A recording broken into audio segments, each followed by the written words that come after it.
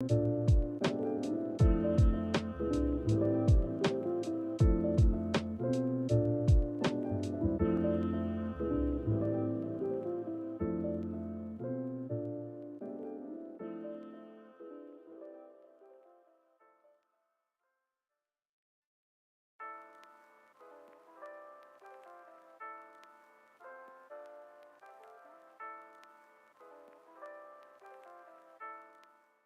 my god, Jim's gonna shut him down. It's a double kill for Jim. Oh my god, Jim! Looking pretty good. It's gonna be a triple kill.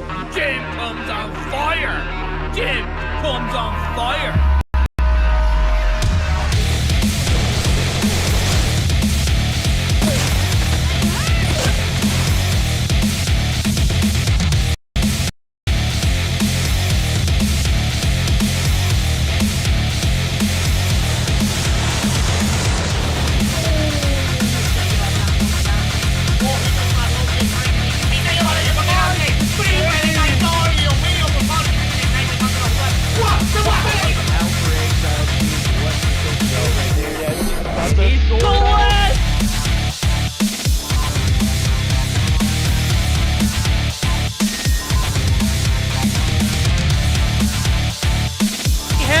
Angle, but couldn't land the shot.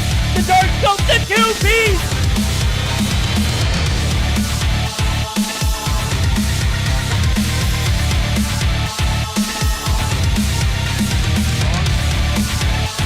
Oh my God! Cada equipo ahí contesta trató de darle ese respetazo ahí, consigue eliminar a Medusa y rápido se voltea y destaque na marotagem, belo ângulo dele. For him, he's gonna be able to take out. Oh my God! Oh no! He was down to 1 second on the clock. Na cara do Master, o Almairinho vai tentando fazer o primeiro.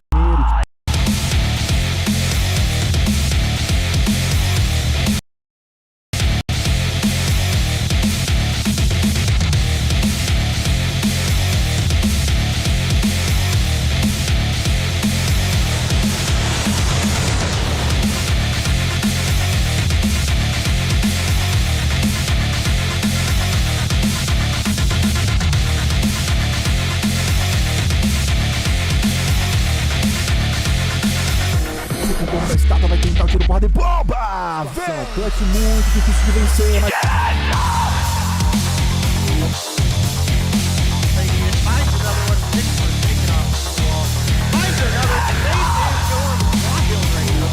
Anywhere on the body that you hit, he no-scoped Raballo right there. He no-scoped.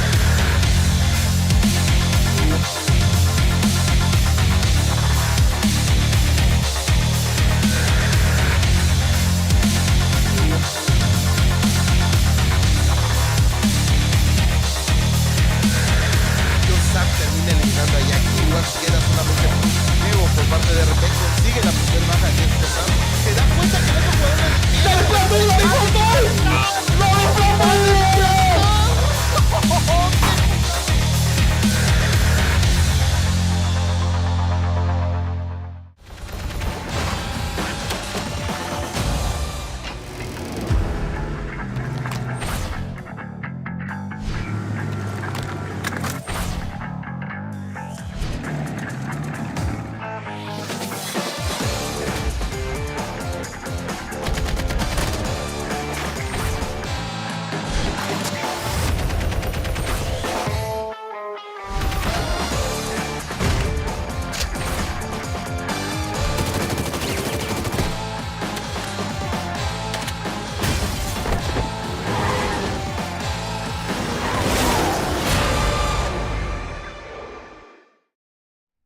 Ladies and gentlemen, what's good? We're back with the finals of Mobile Mayhem North America Winter Series. It's been a good season. I've been really happy with what we've seen so far. Obviously, a little bit of an unusual season as it's following Stage 5 and everything that happened there.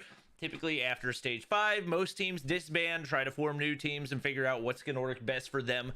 And we've had some very solid new teams, and actually some really big news today. It was announced that Tribe is going to be picking up the Seminole roster as their official team for COD Mobile 2022 esports.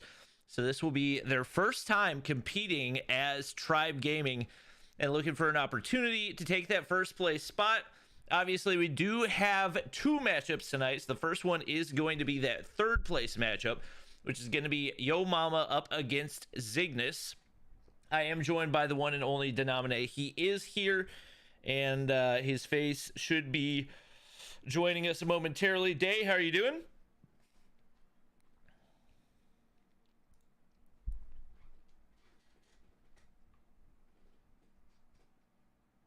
It'd be like that. It'd be like that sometimes, but yeah, well, I mean, I just work and then EU and then NA. We're rolling, but at least the games in EU were good. I don't know if you were able to catch any of those today, but we had. I didn't watch, but I believe Nova beat Animus, right? Nova did beat Animus. That was fairly one-sided. If I remember correctly, it was a 4-1. But our series with FN420 and 117 Not Found went all the way to Game 5, Round 11, Search and Destroy. It was pretty wild. All right. Yeah, it was good stuff. Love to see it. I would love to have at least one, either Game 5 Round 11 or Game 7 Round 11. For those of you who don't know, third place matchup is going to go best of 5, and the grand finals is going to be best of 7. So we'll go ahead and give you guys the rundown for the first matchup, which is going to be Zygnus up against Yo Mama. We got a whole lot of standoff happening for this one. As far as bans go, Yo Mama banning the R9 shotgun. So honestly, prior to Tuesday, that ban would have been really surprising to me, but seeing the way that Tatio has completely dominated with it, not so surprising at this point. Looking at their map bans, we do have Hardpoint on Hackney Yard taken out of the equation, and Yo Mama also taking out Hardpoint on Summit. Zygnus removing Hardpoint on Hackney Yard, and also Summit Domination. Zygnus also banning the Kilo. So more than likely, it is a little bit unusual to see neither the CBR or the SKS ban, especially when you're going to be going up against Yo Mama. I think that's the one thing that we talk about a lot. If you're going to be going up against Yo Mama, you've got to ban the SKS because space is absolutely lethal with it. I think that's going to be one major thing that we got to keep an eye out for going into this matchup. Yeah, I mean, I definitely think Zygnus made a little bit of a mistake in the draft there, not banning the SKS. Obviously, we saw Space absolutely fine with it the other day. So, well, that's kind of what I expect here tonight also. There's not as much money on the line, but there still is money on the line for the third place matchup. And then obviously when we get into our grand finals, that's where the big bucks are going to be. That's where going to be the 2 teams that fought the hardest this season to really make it. So even though Yo Mama was the number 1 seed in the overall event, Goofy Goobers showed up and Yo Mama did not.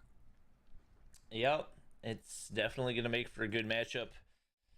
I think the R9 ban is a really good one by Yo Mama because that was really, it felt like a game changer for Zygnus. Obviously, they didn't win their matchup, but it was up against a Seminole team that I don't think anybody really expects to lose. And like we mentioned, they just announced that they got picked up by Tribe, and so that's that extra little bit of motivation for them to perform even better than they might have had it just been just another grand finals for them, because let's be honest, they've been in a lot of these, especially as this roster. You think back to last year, this was basically the roster that was the Tribe roster for the majority of probably close to the first half of the year, up into the point till Masters started, and they actually announced, well, I guess everybody knew, but it was official that you had to have an 18+ roster, and so Jez, Slothy, Vague taken out of the equation. All 3 of those players now 18+ and going to be able to play. This is going to be a very difficult roster to contend with. Do you see any way that Goofy Goobers has a chance at taking the grand finals?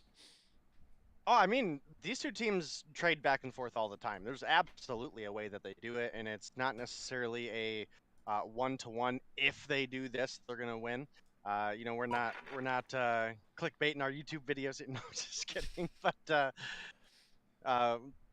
it's overall just it could go either way. We had a really big weekend for Goofy Goobers last weekend, and obviously we've seen Seminole do just better and better ever since the week that they dropped two Goofy Goobers and Yomama. So it'll all be depend on who shows up here today. I would say, historically speaking, the tribe roster not super great at practicing before their series. So Goofy Goobers definitely have an edge to take things early on, and I, without a doubt, think that Goofy Goobers is a stronger search and destroy team. In a best of 7 matchup, we're going to have 2 search and destroys very, very early on in the series as well. So could be a factor. Yeah, I think going back to the Zygnus versus Yomama matchup, one other thing that we're going to have to take a look at here is we actually have Irving being substituted in. So that is not a player that was playing for this roster, at least in the semi and quarterfinals matchups that we saw earlier. So that's another thing that could potentially impact their chemistry. As far as the starting roster for Yomama, it's the same as it has been for the majority of the season. We got Raballo, Space, Wally, Forsaken, and Deannabella, aka Teabag. It's been pretty much their go-to roster, and obviously Space typically going to be the go-to sniper for the roster, but a couple other players that can pull it out. I think the S&D is typically where we think this team is going to have the advantage, and where they really got to be able to capitalize is in the respawns, and especially with a guaranteed domination coming in here, that's probably going to be one of their bigger opportunities. Well, I mean, the one thing I do got to say is that Irving played with this roster basically all of last year, so we know that they have synergy and we know that they can compete at that top level with him in. So even though it's not something they've been playing all season, I definitely have to think he's, probably their best potential fill-in here. Obviously, again, we haven't seen really any return of Cheto. We saw him experimenting a little bit with phone and had some good games, had some bad games, and just haven't seen him come back since. So that's a little sad. I miss Cheto, but I think Zygnus is just undoubtedly the best team in all of LATAM. And so you match them up with one of the top teams in A, and even with a ping disadvantage, this is bound to be a fantastic matchup. Yeah, I'm super excited to watch this one. I think both of these matchups are going to be really exciting. I know Zygnus and Yomama have played recently, so this is not necessarily something that's new to either of them either. I do see the raids starting to come in. Appreciate it. I believe at least to Tio with the 300 raiders. Welcome, everybody, just to run through the maps and bans one more time. Just FYI, admins, we are set to raid Hardpoint, and there we go. It is going to get switched over to raid standoff. We do have 3 standoffs in the span of 5 matches, and for those of you wondering how that goes, basically each team gets to ban the maps that they ban, and then after that, it's just a random spin as far as the maps that are left. And unfortunately, we get 3 different standoff maps. Fortunately, they are all on different game modes, but you get to see standoff Hardpoint, standoff Domination, and standoff Search and Destroy if we go to a game 5. We are guaranteed to go to game 3 because it is a best of 5 series.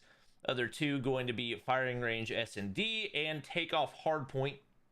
Do you feel like any of these maps might particularly go the way of Yomama or Zygnus? We are just waiting on 2 players to get ready up, guys, and get you into the action. This is, I think this is a finals worthy set of teams, right? Yeah. Like if if things just went the other way in the semifinals, like I don't think any of this is unbelievable to have been a finals matchup. So I'm almost a little sad that it's only 5 games and not a best of 7. So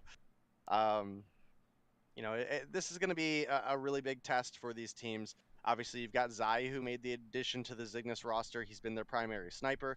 You look at the Yomama roster, and you've got a bunch of sniping talent over here. So I'm interested to see specifically in the Search and Destroy who's going to go head-to-head with Zai, whether it be Space or Forsaken. We've even seen Teabag snipe. So I think there's some potential, and definitely looking at our matchup for our best of 5. We've got a standoff Hardpoint right off the bat. You've got a Firing Range Search and Destroy for that game, and that's going to be one where snipers really have a lot of potential. If we make it to the game 5, we also have standoff Search and Destroy, and that's another map where snipers really have a lot of potential. In between there, we also do have a Takeoff Hardpoint, which I wouldn't be shocked at all if we didn't see at least one person pull out like an Arctic 4 times or even a DLQ just for like a opening couple picks across the balcony or up top of the stadium. Absolutely. It does look like we got all of our players readied up and good to go, so we should be good to hop into game number 1. Like we mentioned, it's a whole lot of standoff in this matchup, so hope that you guys enjoy the map. Obviously, most people would consider it to be a top 3 or 4 map. Probably top 3 map in Call of Duty Mobile, no question. And, I mean, definitely better than watching most other maps 3 times in a matchup, so we'll see who comes out with the advantage right here. We got all of our players in here ready to go and already hopping into the first hardpoint. Man, they got loaded in even before I did. Forsaken hops on in, and that's the brand new CBR, which was just introduced in crates and has a pretty nice digital iron sight to go with it. I'm curious. Oh, I don't have the model downloaded, unfortunately. It is going to be Zygnus getting that initial time on the hill, however, and they're gonna get broken for the time being, but obviously main thing these teams are playing for is the spawns and the rotation toward next. Space tries to win that one, but Kimwex gets the better. Wally on the flank, and he's gonna be able to get the trade.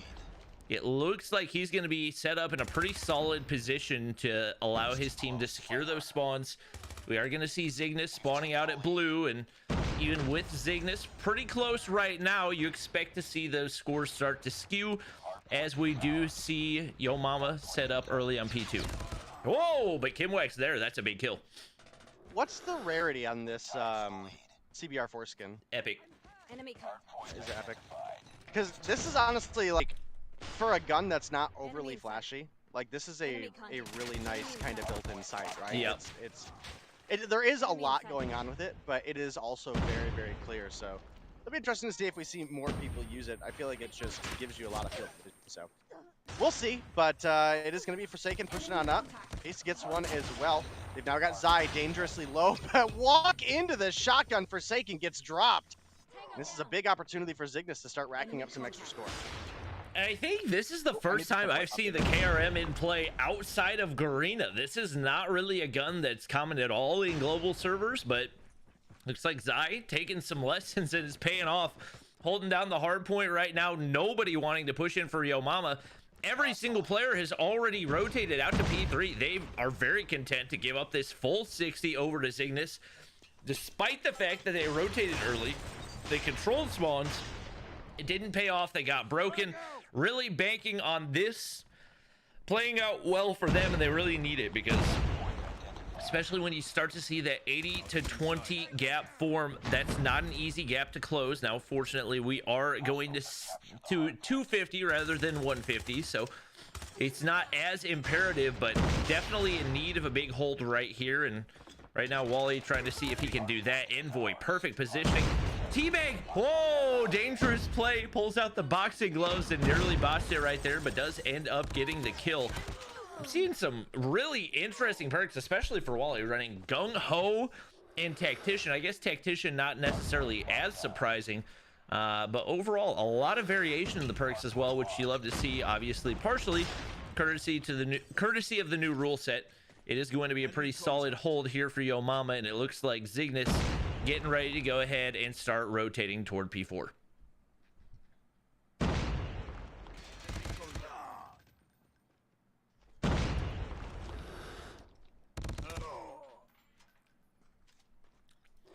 And couple players dropping, not necessarily a full 60 going in for Yo Mama, but I believe at least around 40 seconds, and I don't think really any went in for Zygnus. Most of that either contest time or time that just was not left in.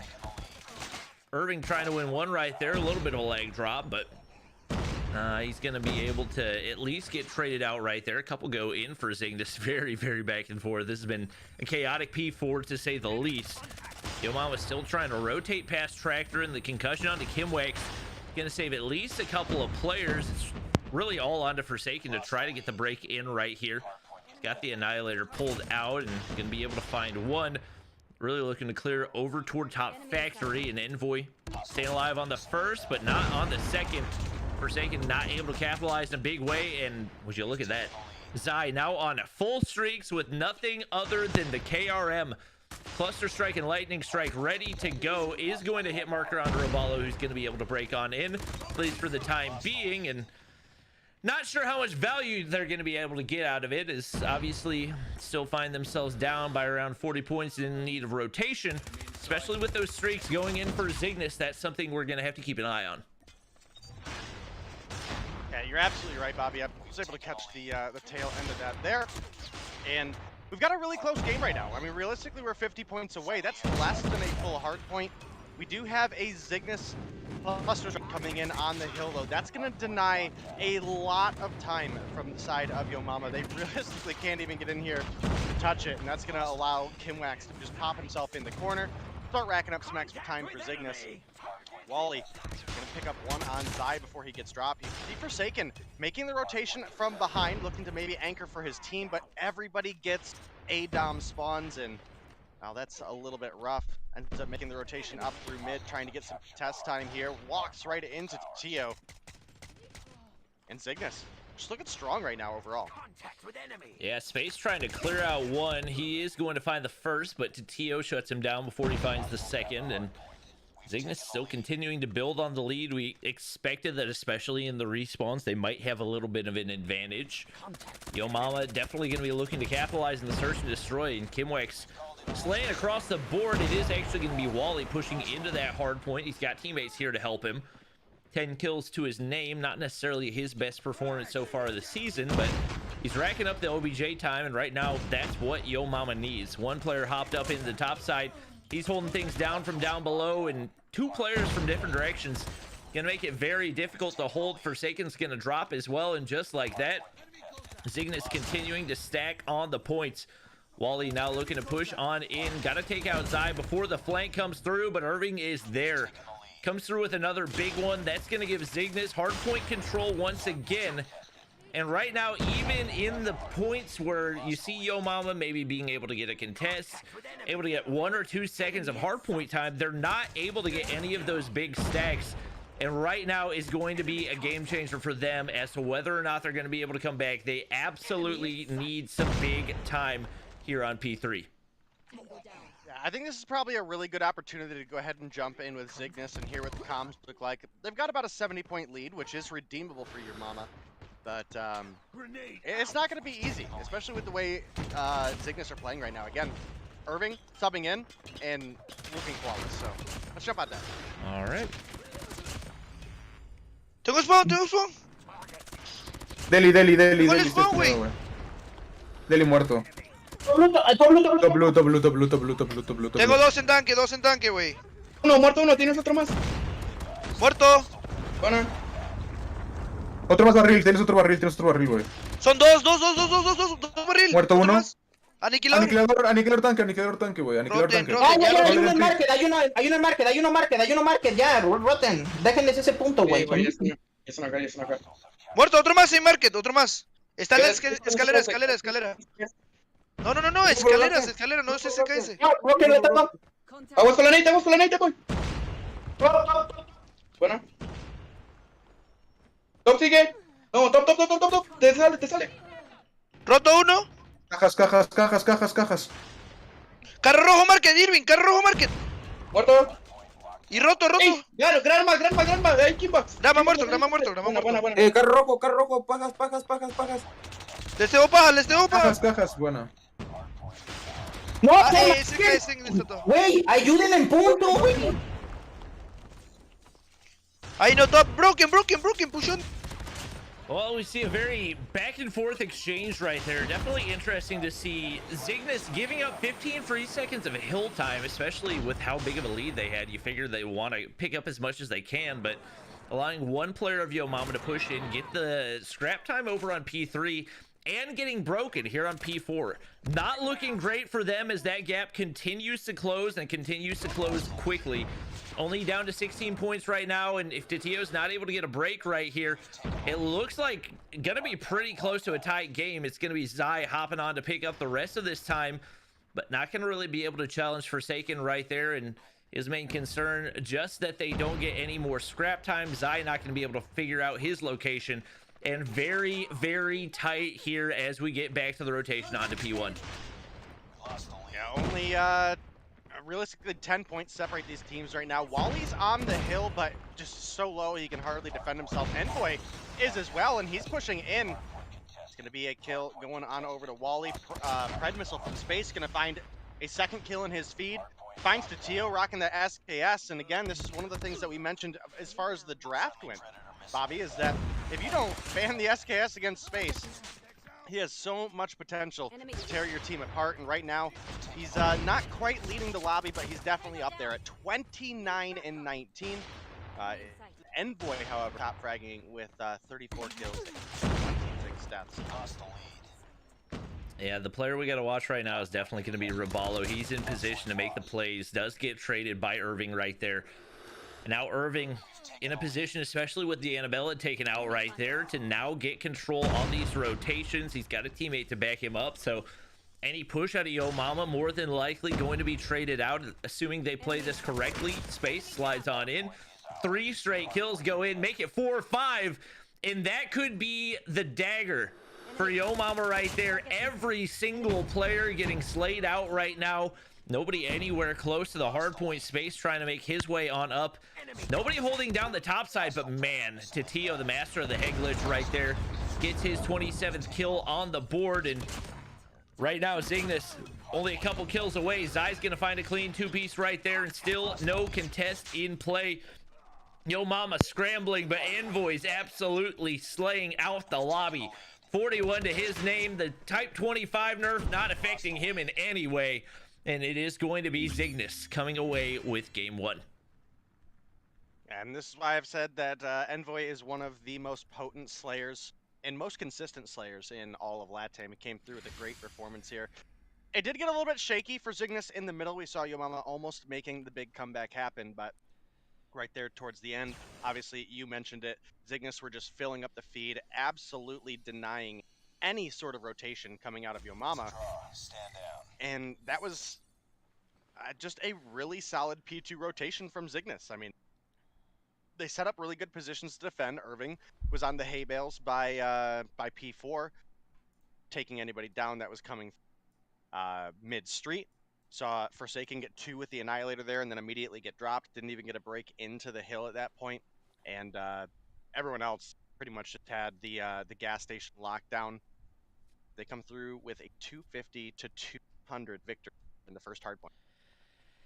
Yeah, that was, I mean, the scoreboard makes it look relatively even. You got Forsaken going 38 and 28, so he's plus 10. Space is plus 9, but obviously typically not going to have as much objective players or objective time as the other players, and you see that for Forsaken. And obviously when your slayers can't go crazy positive, that does make it tougher for your OBJ players. So big credit for Zai going 29-24, but also 2 minutes and 38 seconds on the hill. Not easy to do, and that just shows the utility of the shotgun, especially when you don't necessarily have everybody on the roster running one, but you just need that one player holding down the hard point. The shotgun allows him to go positive on the inside, typically going to be able to win the 1v1s, assuming he wins his shots. And 2 minutes and 38 seconds, massive contribution to allow Zygnus to take the map 1 win.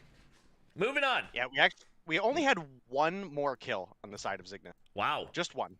Yep. It just goes to show the importance of that one OBJ player. So moving on, we are going to have firing range search and destroy coming up next. Obviously, we typically think of that as one of the maps that snipers do have a bigger impact, and with Zygnus picking up Zai this season, he's been able to do a great job in that position. We've seen Tatio stick with the sniper a pretty good amount as well. Actually, I believe on Tuesday, going with the Locust, which we haven't really seen at all this season in Mobile Mayhem, and doing a phenomenal job with it. Now, obviously, that was on a different map, but overall, if you can aim high with the Locust, typically you're going to be able to get the kill, and that's what he was doing in that matchup. So we'll see if he can come through and give them maybe an edge here in the search and destroy, because I think if we see Zygnus take this search and destroy, the odds of Yo Mama actually taking the series become astronomically lower. I could agree with you on that. I definitely would give Yo Mama the edge in search and destroy, even with Zai on the lineup of Zygnus. So hopefully we see things balance out here. I think if you do lose the search to Zygnus, that's one of your strongest map and mode selections for Yo Mama, I feel like it does put a big strain on you mentally going into that domination. So they definitely need a win here to even things out, give themselves a little bit of a cushion, and hopefully we'll just see a good game between these. I'd be all for a round 11 Yo Mama win here. Yep. Definitely. I mean, I feel like firing range is one of those where if it's two evenly matched teams, very rarely is it going to end early, just because there's so many different ways that it can go on both offense and defense. So I'm not anticipating that this one's going to end early at all.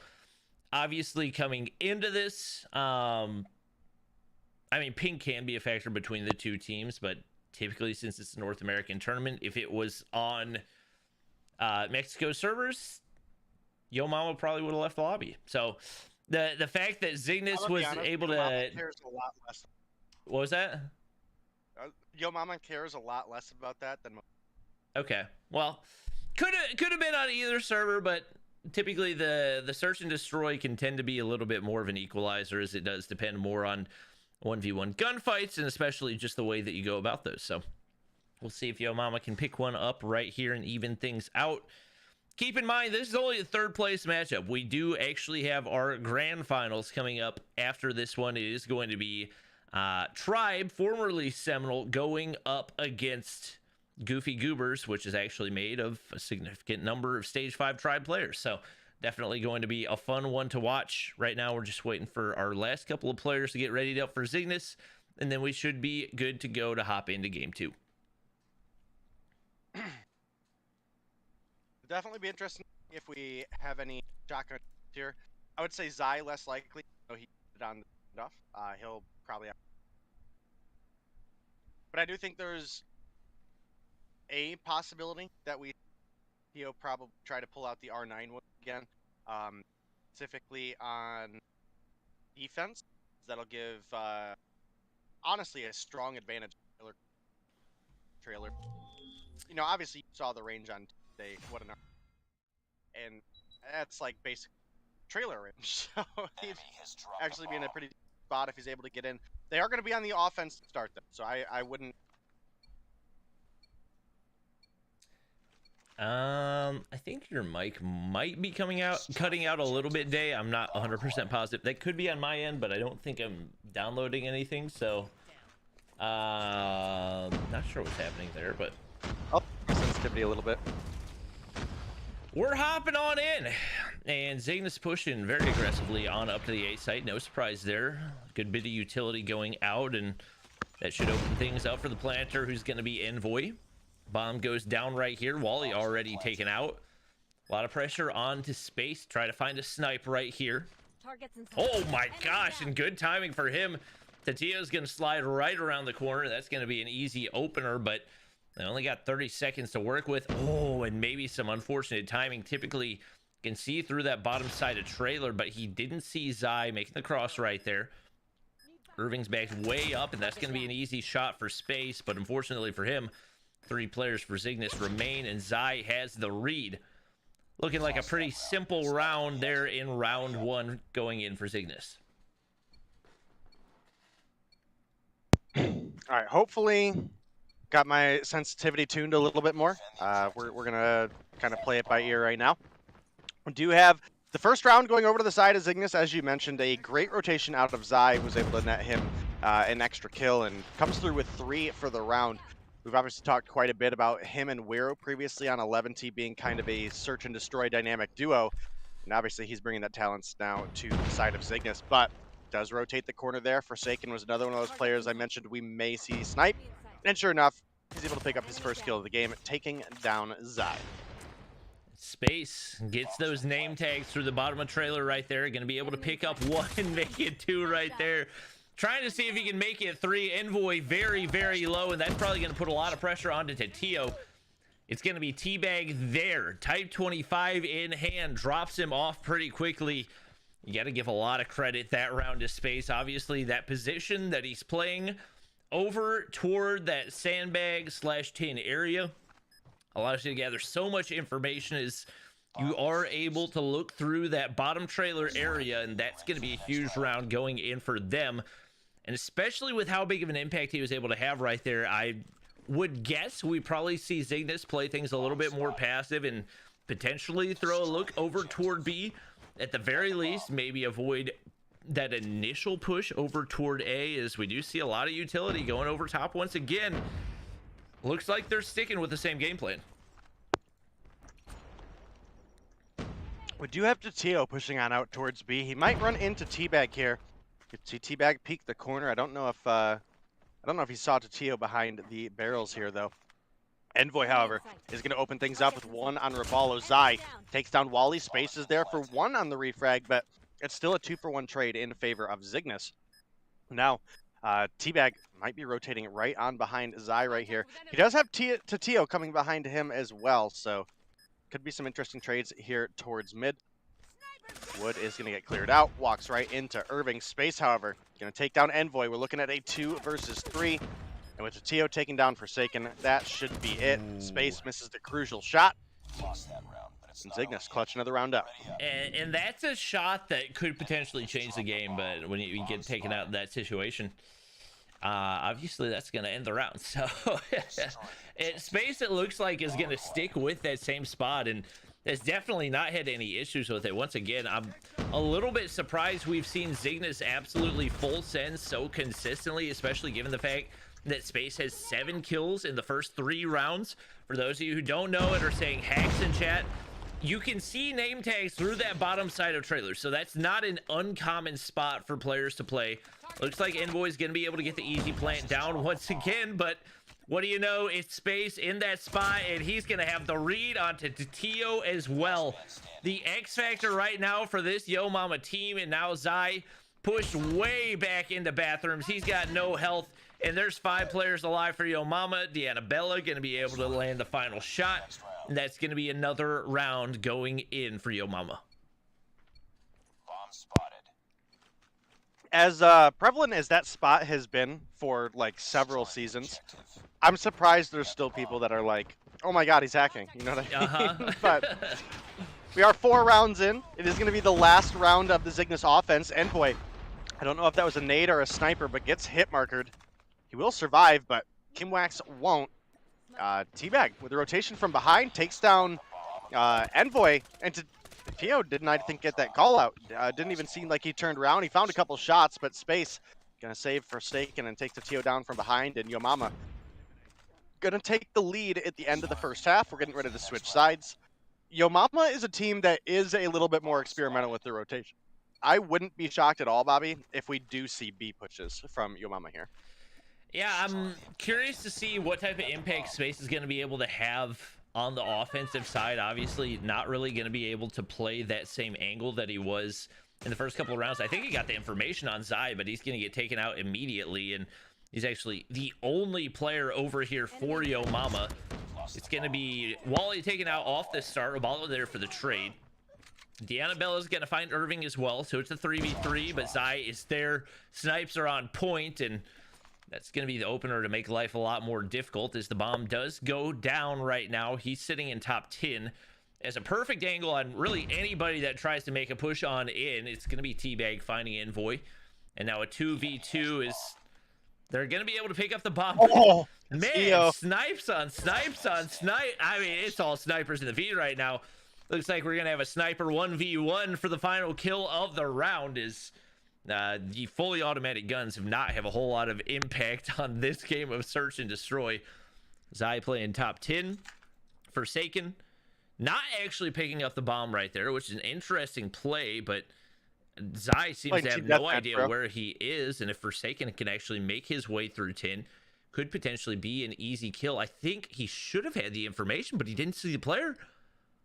Zai, I think Zai might actually have the read right now, and man, just a little game of cat and mouse, and Forsaken gonna get spotted out right there. Oh!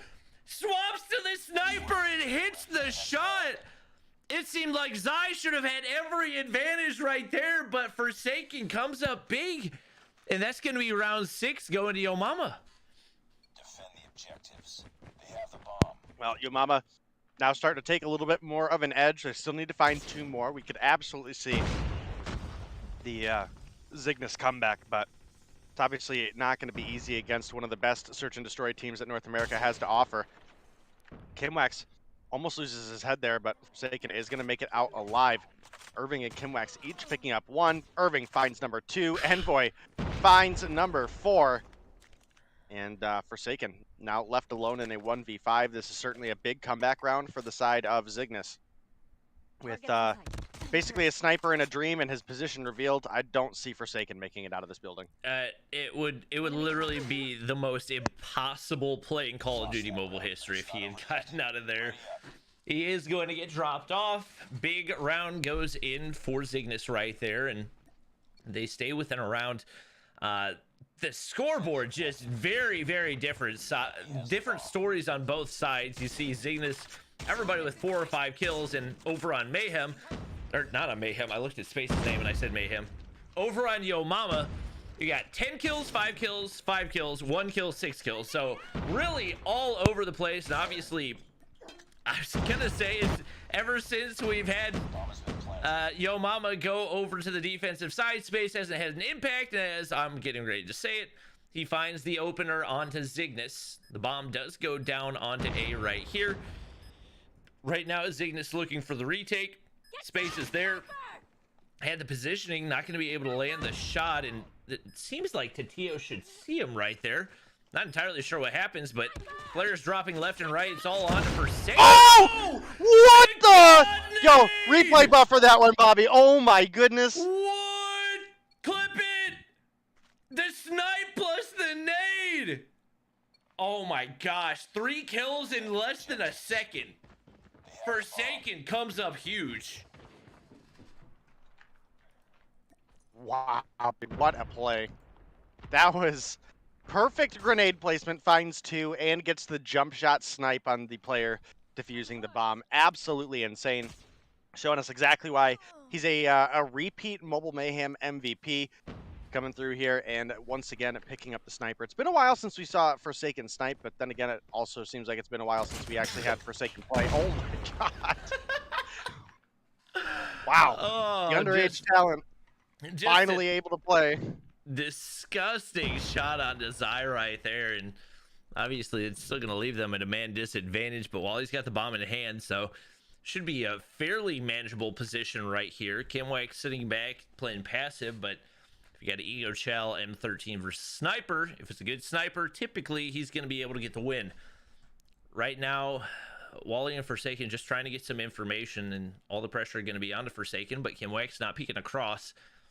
Shouldn't know that there's a player lurking over, but teammates starting to collapse as well, and seems Forsaken might know it.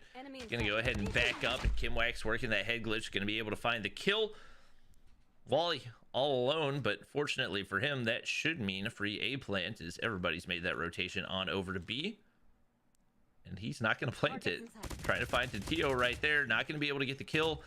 Might go for the vehicle explosion, and now time very much not on his side. Well, it does look like he's going to get the bomb plant, but I don't know if we believe in another double nade and a snipe play. Well, Kimwax finding a couple shots. Probably going to get them in return. Now just trying to play angles, but ends up getting wallbang. Kimwax knew right where he was at. I was thinking maybe there was some body shooting coming. It looked like Kimwax was making a beeline, but does just head towards the bomb. Zygnus find another round, and we're now looking at possible round 11 scenario here if Zygnus are able to get one more on board. If that's the case, we'll flip sides, and Zygnus will have one more attempt at the offense. I see people in chat saying Forsaken plays on iPad. There are precisely 0 players in this entire league that play on iPad. All players are required to submit screenshots after every game showing that they are playing on phone. I can assure you he is just that cracked out of his mind.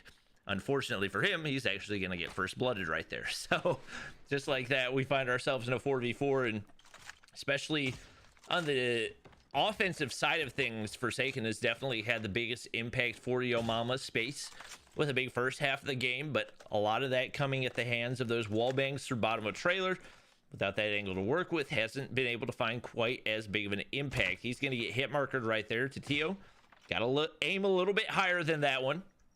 Nade going out, and right now Yo Mama pushed pretty far back with no big time information. You get Wally pushed up toward B. Seems like Kim Wax at least has an inkling that there's somebody nearby, and players flanking around. Raballo's going to find the opener, and that should leave the B site wide open for Yo Mama. Like I said at the beginning, Yo Mama is definitely a team that will push B if they see it as a smart opportunity. Wally able to take down to Tio, and now it's Zy left alone, rotates right into Space, who was absolutely cracked this game. And that's going to be the 6-4 bounce back win for the side of Yo Mama, tying the series up 1-1, guaranteeing us that game 4. All right, that was that search and destroy definitely did not disappoint. Very back and forth on both sides of things, but man, that play for Forsaken was not the type of thing that you see on a daily basis. In the 3 kills in the span of under a second right there, coming up big to get them the round and make the search and destroy win a little bit easier. He comes away with 10.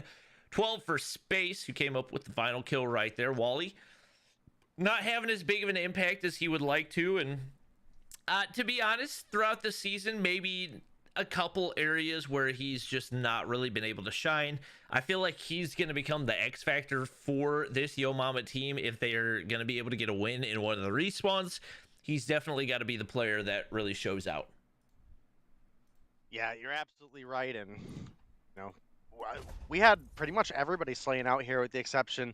You know, I don't want to call him out, but Wally was the lowest performing player in the lobby. He only came through with 3 kills, but you look across the board for everyone else. I mean, it's 5, 6, 7, 8, 10, 12. I mean, we're all getting up there to really respectable numbers for a 10-round search and destroy. Obviously, someone's got to win, someone's got to lose, and the reality is, even though Wally did underperform a little bit, Space and Forsaken absolutely filled in that gap. Forsaken coming through with 10 kills on board, Space with 12, and they are the only 2 players in the lobby that are double digits. So kind of help make up a little bit of that weight, especially the what was it, a 4v1 clutch by Forsaken?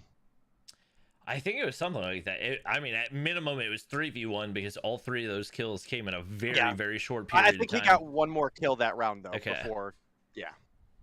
I mean, even earlier in that round, it looked extremely manageable for Yo Mama, and they got picked apart so quickly. I thought they were giving the round away for sure, and then all of a sudden, there were 3 kills in the feed, and they were all Forsaken. And it took me a second to actually figure out what was happening right there, but man, big one, and we knew that if this Yo Mama team was going to be able to get the win up against Zygnus, more than likely they weren't going to be able to drop into S&D. They're going to need to find a win either here in the Domination or in the next game in Hardpoint. I feel like more than likely the Domination is going to be their best chance, especially with no SKS ban in Space able to have that big impact. Domination on standoff is especially one of those maps where a good long range, either DMR or sniper, is able to completely control that middle lane. And more than likely, he's going to be looking to play from either market or top blue and try to be able to control that area while his team pushes in for that B flag. We'll see if they're able to actually capitalize on that plan. But if I had to guess, that's going to be the player to watch.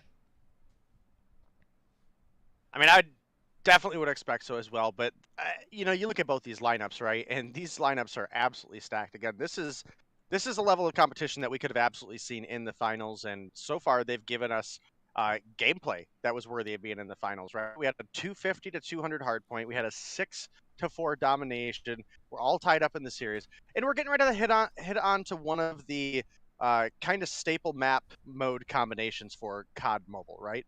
Domination standoff has been something that has just been in the COD Mobile competitive scene realistically forever, right? So all of these players should be very well prepared for this map. You have to imagine a team like Zygnus, who historically plays very well together as a group. You've also got a newer formed roster of Yo Mama that does have a coach that gives them very good direction. And we've seen their teamwork really grow and develop over the course of this season. I think this could be an awesome head-to-head clash that is really hard to call. All right, I'm getting a lot of people in chat asking for a replay of the Forsaken 3-piece, and big shout out to Trovo. They actually have a fantastic clipping feature that's going to make it very easy for us to watch it back. So we'll take a look at it right here. Obviously, a crucial point in the game as well. Space is going to get taken out right there. Kimwex finds 2. Nay's going to go ahead, come over top. Wow. The initial jump shot for Forsaken followed up by the nade. Obviously, this is a pretty fresh clip, so it's not going to be quite as crispy in the quality as maybe some of the other ones. But, man, big time play coming out of him right there. And an absolute game changer for that team. And, whew. It's definitely going to be an exciting search in, or an exciting domination, as I believe we do have all of our players ready up, and we should be good to go for game number 3. All right, well, we're getting into the action. Do have Zygnus and Yo Mama loaded up. Hopefully we don't have any no ping, no party issues, and we'll get right into the search and destroy. Do I really see 3 snipers right now on Yo Mama? Okay, there we go. That's what I thought, guys. Enemy taking Alpha. We're capturing So, All right. bunch of CBR4s come out. That's a little more what I thought we were gonna see. Yep. You see the wall bangs trying to go through for space. He gets a lot of information, gets 1 kill right there. One player going to go ahead and challenge, and now Envoy forced back as well. Pretty decent amount of progress. I feel like Space sees it right there, but maybe not able to land it. There it goes. 2-piece going in for him off the start, and a big amount of progress for Yo Mama over on that B flag. Wally's going to be able to find his 2nd kill, make it his 3rd, and he's going to go ahead and push all the way up. Kimwex is 1 HP. Still going to be able to win the gunfight right there, and trying to take that back down a little bit. For a second, I thought he died to a trophy system right there, but no surprise. It's Space hopping up with the SKS to Tio. There for the trades, but it's now Zygnus leaning the way of the advantage over on the B flag. If I had to guess, it's probably going to be a very long, hard-fought battle between these two, and no surprise to see Space now hopping up to top market right here to try to hold this control. Tio slides on out. He's going to have 1 HP as Space. Unfortunately, going to get 2 hit markers right there. Gets the major assist in the kill as well. It's all Yo Mama in the feed, and you got to think pretty soon we're going to see them try to capitalize and push for that B flag. But for now, going to sit back, play things slow, and not take any unnecessary risks, as most of the time, once somebody gets that B flag, it's not going back the other way. It can be very difficult with how exposed the B flag is. There's so much opportunity for your grenades and your utility to come in. And pretty much all of the spawns are, maybe aside from gas station, are, within a second of being in grenade range or even a sight line. So it can be a little bit difficult for sure. We do have almost the B flag coming through for Yo Mama, and just like that, Zygnus getting some progress, starting to swing things a little bit back to neutral. See, we do have T-Bag pushing on up, trying to clear out Envoy here. He's going to find 1. Zai, however, is going to make the rotation from behind, finds a big 3 in the feed, and that is going to be, once again, a little bit of that progress getting cleared out by Zygnus. Rubalo pushing up, looking for any sort of information he can get. Able to get some shots on to Zai. Wally going to take down Envoy. Finds a 2-piece on Irving as well, and the B flag is going to go in favor of Yo Mama. That's going to make it really difficult for Zygnus to make the comeback here in this half, especially again at this level of competition with 2 very even teams. If you're not getting streaks, B is going to be real rough to get. I mean, that was just an absolute battle, and Wally's coming up huge in a couple of gunfights right here. I think he's trying to find Envoy, and he's going to be able to do that. He's now sitting on 4, pretty close to a Pred missile, and he's got a Purifier as well, but Tio is there. And we saw Tio actually rocking the SKS, not doing bad with it at all, but the main goal of him using that SKS was to try to hold down that mid lane. Once you give that over to the opposing team, you got to play a little bit more aggressive, which is why we see him now pulling out the M13. He's going to get shot from behind, and it's actually going to be Forsaken pushed all the way up into Zygnus's blue building. He's going to be able to find a couple before Zai actually finds a 3-piece. Right now, Yo Mama needs to go ahead and clear off that progress if they're going to be able to come away from this half with the lead. Forsaken pushing all the way up. He's got kill number 13, and KimWax comes through with a big two-piece right there. He's actually struggled pretty significantly alongside Irving. Neither of them passing that 7-kill mark, and over on Yo Mama, only one player not in double digits. Woo! Irving slides through at the perfect time right there to secure the B flag.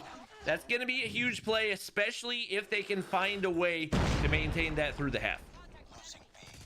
Yeah, definitely can still make the comeback happen here. And boy, able to come through with 2. Irving going to take down space, just helping the team lock down some additional time on that B.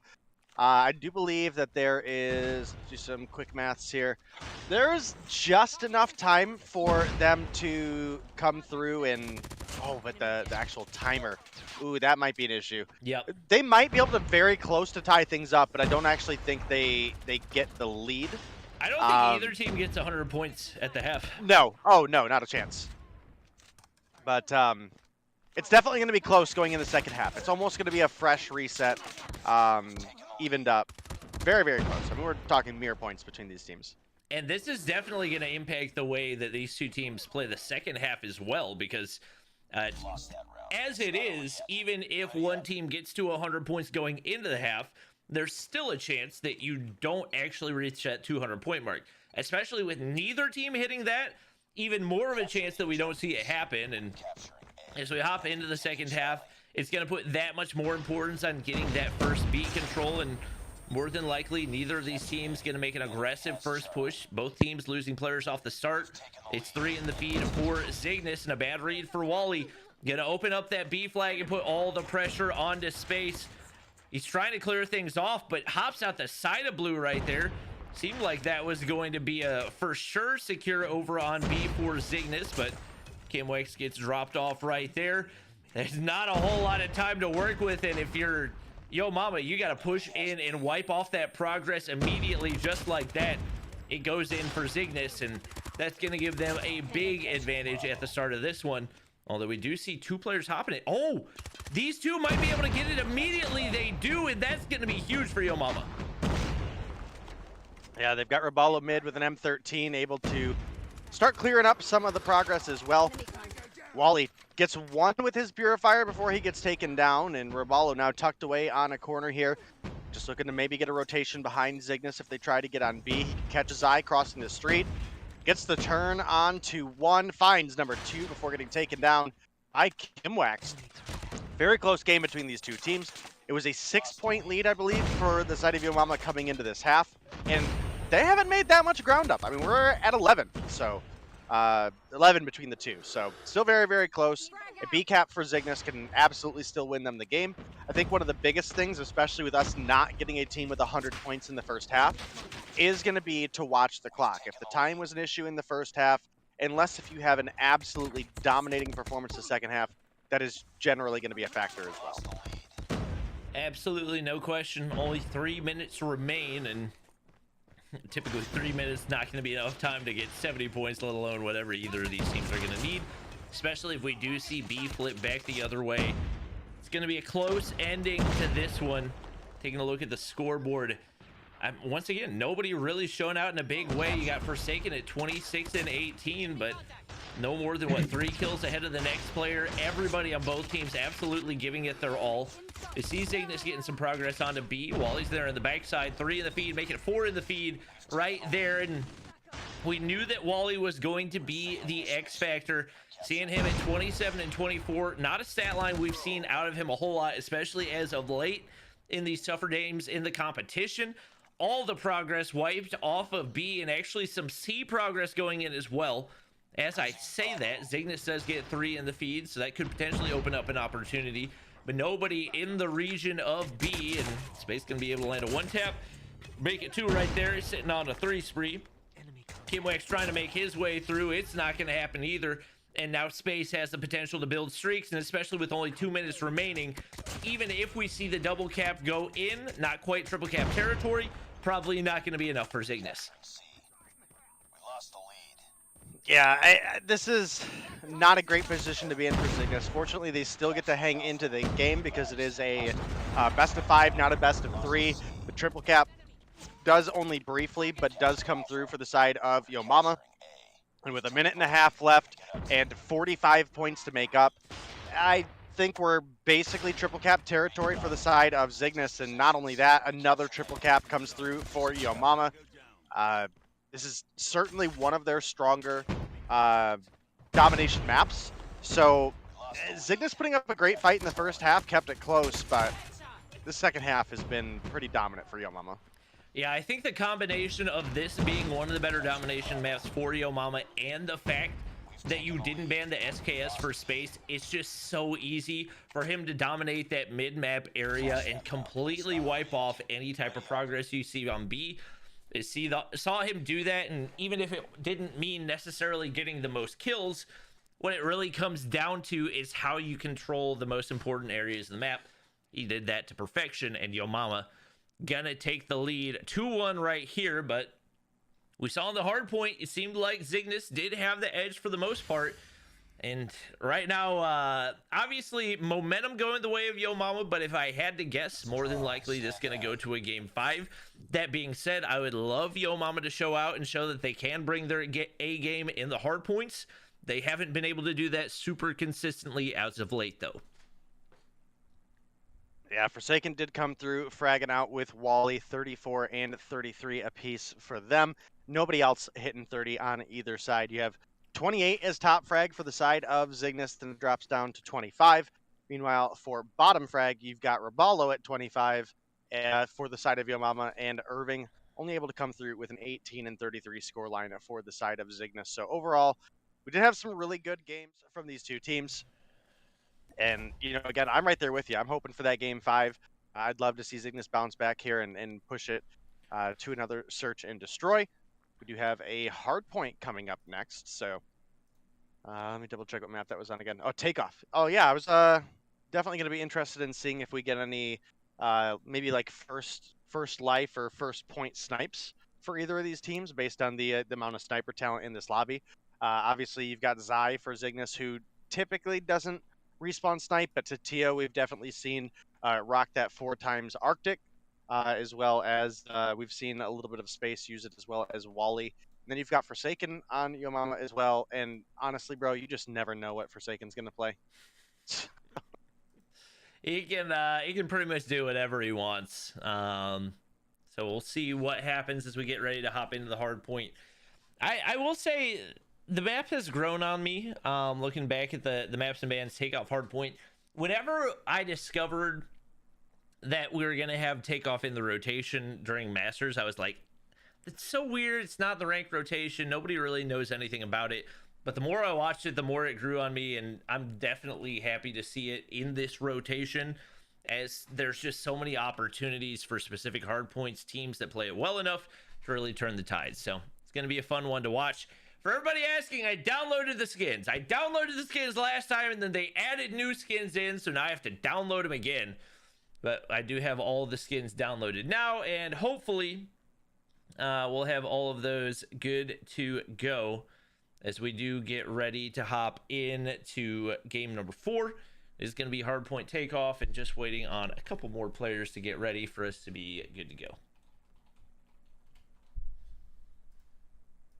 One thing I do want to say, and at least it's not Dom, so maybe you can have a little bit more viability to it because you're going to be more consolidated to the buildings, is last time we saw Zygnus on this map for takeoff domination, Tatio held on to the R9 for way too long. So I'm hoping we don't see him fall into kind of that pit of despair again. Again, maybe it's a little bit more viable for takeoff since your points are all indoors.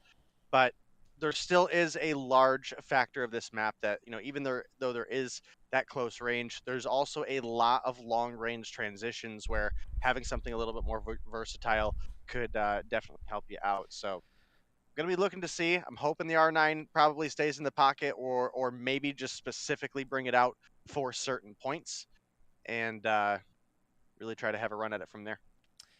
Yeah, I think this is one of the few scenarios where I would say the ban of a gun directed toward a team can actually work to their advantage, because I feel like him using the R9 for basically the entirety of that takeoff domination. Oh, I forgot they banned it. Yeah, they banned it. So I there's forgot. no way that he uses the R9 on this map, which is probably going to help out Zygnus, because if you think about, like, if he had been rocking, what, a Type 25 and M13, a kilo for the entirety of that takeoff map, could have been a completely different result. Yeah, definitely could have. I totally forgot they banned the R9 because we don't see shotgun bans most of the time. But obviously we're going to see a fair bit of Type 25. That's something he should be pretty used to. So who knows? Maybe he pulls out an HSO or something. I don't know, dude. It's the TO. He can probably pull anything out and make it work.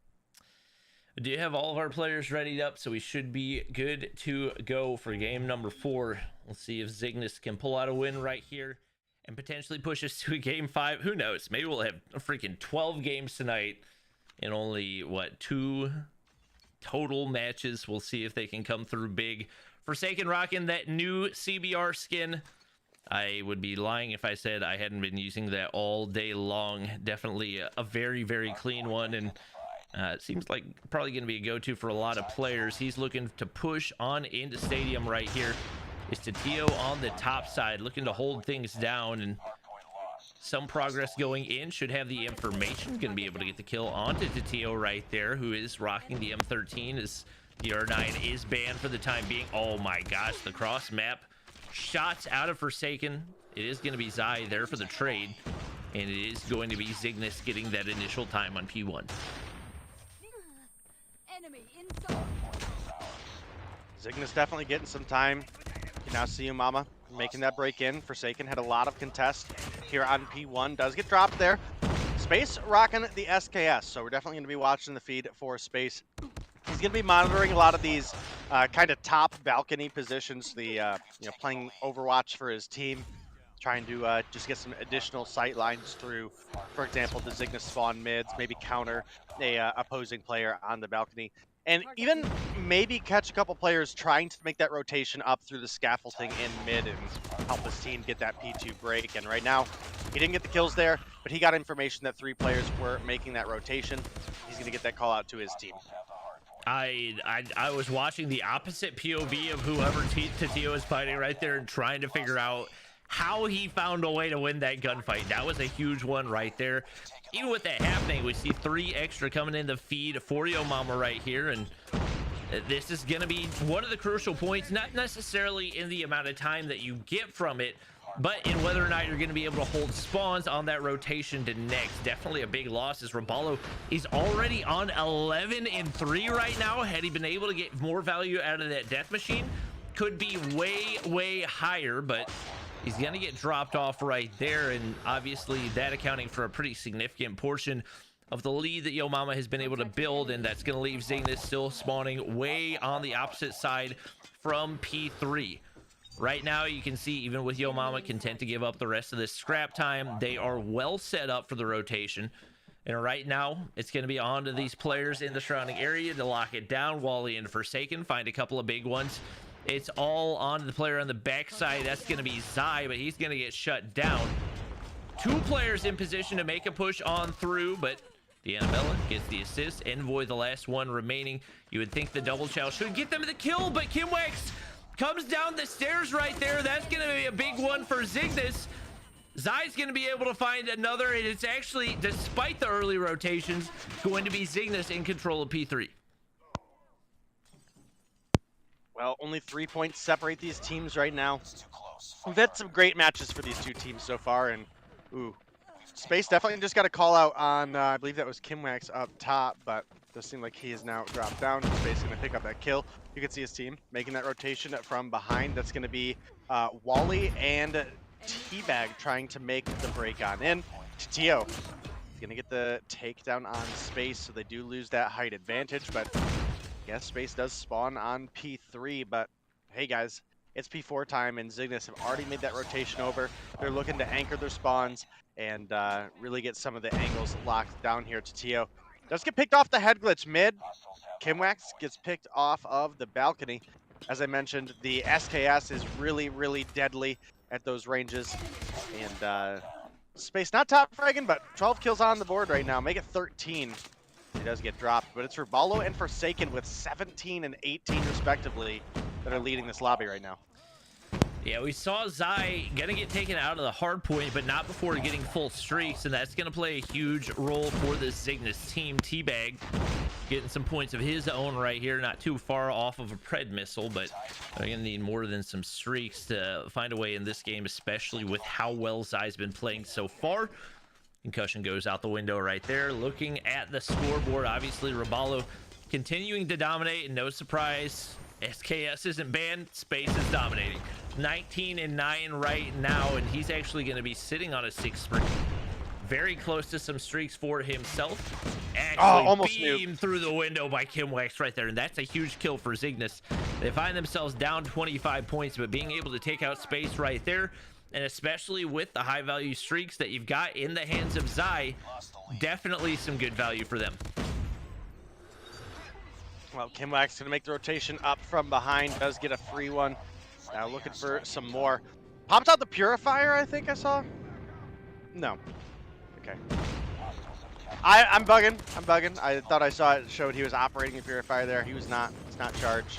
We do have the Cluster Strike coming down on mid, which is going to deny any sort of time for Yo Mama to hold. Raballo, however, sticks to the challenge. That was a really bold ego challenge for Raballo, but he does win that gunfight, and he's going to be in a position where now he just gets dumped by Kimwax as he climbed up right in front of him. But do have a very, very close game between these two teams. Does look like we got quite a bit of scrap time going over to the side of Zygnus right now. Envoy's set up top, but D'Annabella, aka T-Bag, going to take him down, and you can now see Yo Mama getting set up for this P2 defense. And this can be a hard hill to hold, but very rewarding if you're able to get it. Yep. It is, at least off the start, going to be Yo Mama on the inside, and Kimwax finds a huge two-piece right there. One of those coming at the hands of the nade. Space doesn't spot him out right there. That's now 3 in a row, looking to push him from the bottom side. Finally gets traded out by D'Annabella, but gets traded himself, and I mean, we're not even close to halfway done with this one, and it's still back and forth all the way through. Forsaken now pushing up to the top side as Yo Mama starts to build on this lead a little bit, but they want to have the advantage. They got to find a way to flip spawns. Envoy on the other side, able to shut him down on the entry into the hard point. And even though Zygnus not getting the main time on this hard point, still set up in a really solid position. If they can't clear out Envoy right here, it's going to be really tough for them to rotate. It is going to be Space, if I had to guess, probably landing the one tap to the head right there. Zygnus still picking up some more time, leaving the hard point. It is still Yo Mama in the lead, but right now kind of feels like a toss-up as to who takes control for next. All the pressure onto Forsaken to rotate early, as there are a lot of Zygnus players here on the inside. Gonna be able to find one, and now looking to clear out the rest. Irving is there, drops him, and now the hard point's wide open. Well, unfortunately for Forsaken, Kimwax just literally spawned one step to his left. Makes sense. Yeah. Wow. Holy. Makes sense. I might have to watch that one back on the stream. Yeah. That was, wow. That's pain for Forsaken there, but we do have still just such a close game between these two teams. We did have a bit of a break for Yo Mama now. T-Bag making the rotation up top. Was looking for Kimwax, but he gets taken down. Now Kimwax coming through with the Purifier. Going to be looking for more. Takes down Forsaken for number 3 in the feed. Might find Raballo for number 4. Almost able to get the M13 switch onto Wally for the last. And Bobby, this game is just unbelievably back and forth. 13 points still between these two teams. We're on a almost full second rotation, and nobody's really been able to get a comfortable edge over the other. I need somebody to have like a timer on this one, because this is gonna end up being like a freaking 15-minute game of Hardpoint. This is just non-stop back and forth. Nobody with a dominant hardpoint right now. You see Yo Mama on the inside, but there's Zygnus players all over the outside. But Space comes up big right there. He's got a pred missile to work with as well. Shuts down Tio on his way into the hardpoint. Finds Irving, but Irving is there to stop the rest of the streaks. We saw one early streak go in for Zai, and I think he might still be holding on to that lightning strike if I had to guess, because Right now, he's not having a huge impact, and Tatio really struggling right now. 15 and 33. If you look at the scoreboard, it feels like this team of Yo Mama should have way more of a lead than they do. Forsaken's at 47 and 25 right now. Every single player going positive with the exception of Wally, who's just barely in the negative. Forsaken's got a cluster strike to work with. You got to think with the way the momentum is swinging right now, more than likely Yo Mama should be able to close things out soon. Kind of starting to wonder if Forsaken's hoping to retake his most kills in Mobile Mayhem. He held the record before S-Thug broke it. And right now, with still so many points to go for Yo Mama, it's absolutely possible. I mean, he's at 48. The record is 54. So this is big time doable for him. Picks up kill number 49 there. Kill number 50. He's 4 away from a record, and the closest team to winning is still 40 points away. And he gets it, right? He's also got a napalm and an annihilator right now. Zai doesn't have any idea he's there. Irving finally going to be able to take him out, but he's still got full streaks to work with, and he can call him in whenever he wants to. Irving slides in. He's going to be able to contest. That's going to prolong the game as well. Hopping back to Forsaken's POV. He said, what was the record? 54, so he needs 54. 1 kill to tie it, and he's got at minimum 26 seconds, maybe even more to do so. Calling in the napalm right now, and you got to think that'll likely secure it. Minimum 1 kill right here. It's Zygnus trying to push on into the hard point. It's going to be a tough hard point to push whenever you got a napalm all across the front of it, and just like that, he finds himself tied up with the record. Oh, but knocked off the annihilator. Zygnus might be able to avoid it, but right now the main thing they're concerned with is avoiding elimination. Right now they need to win this hard point.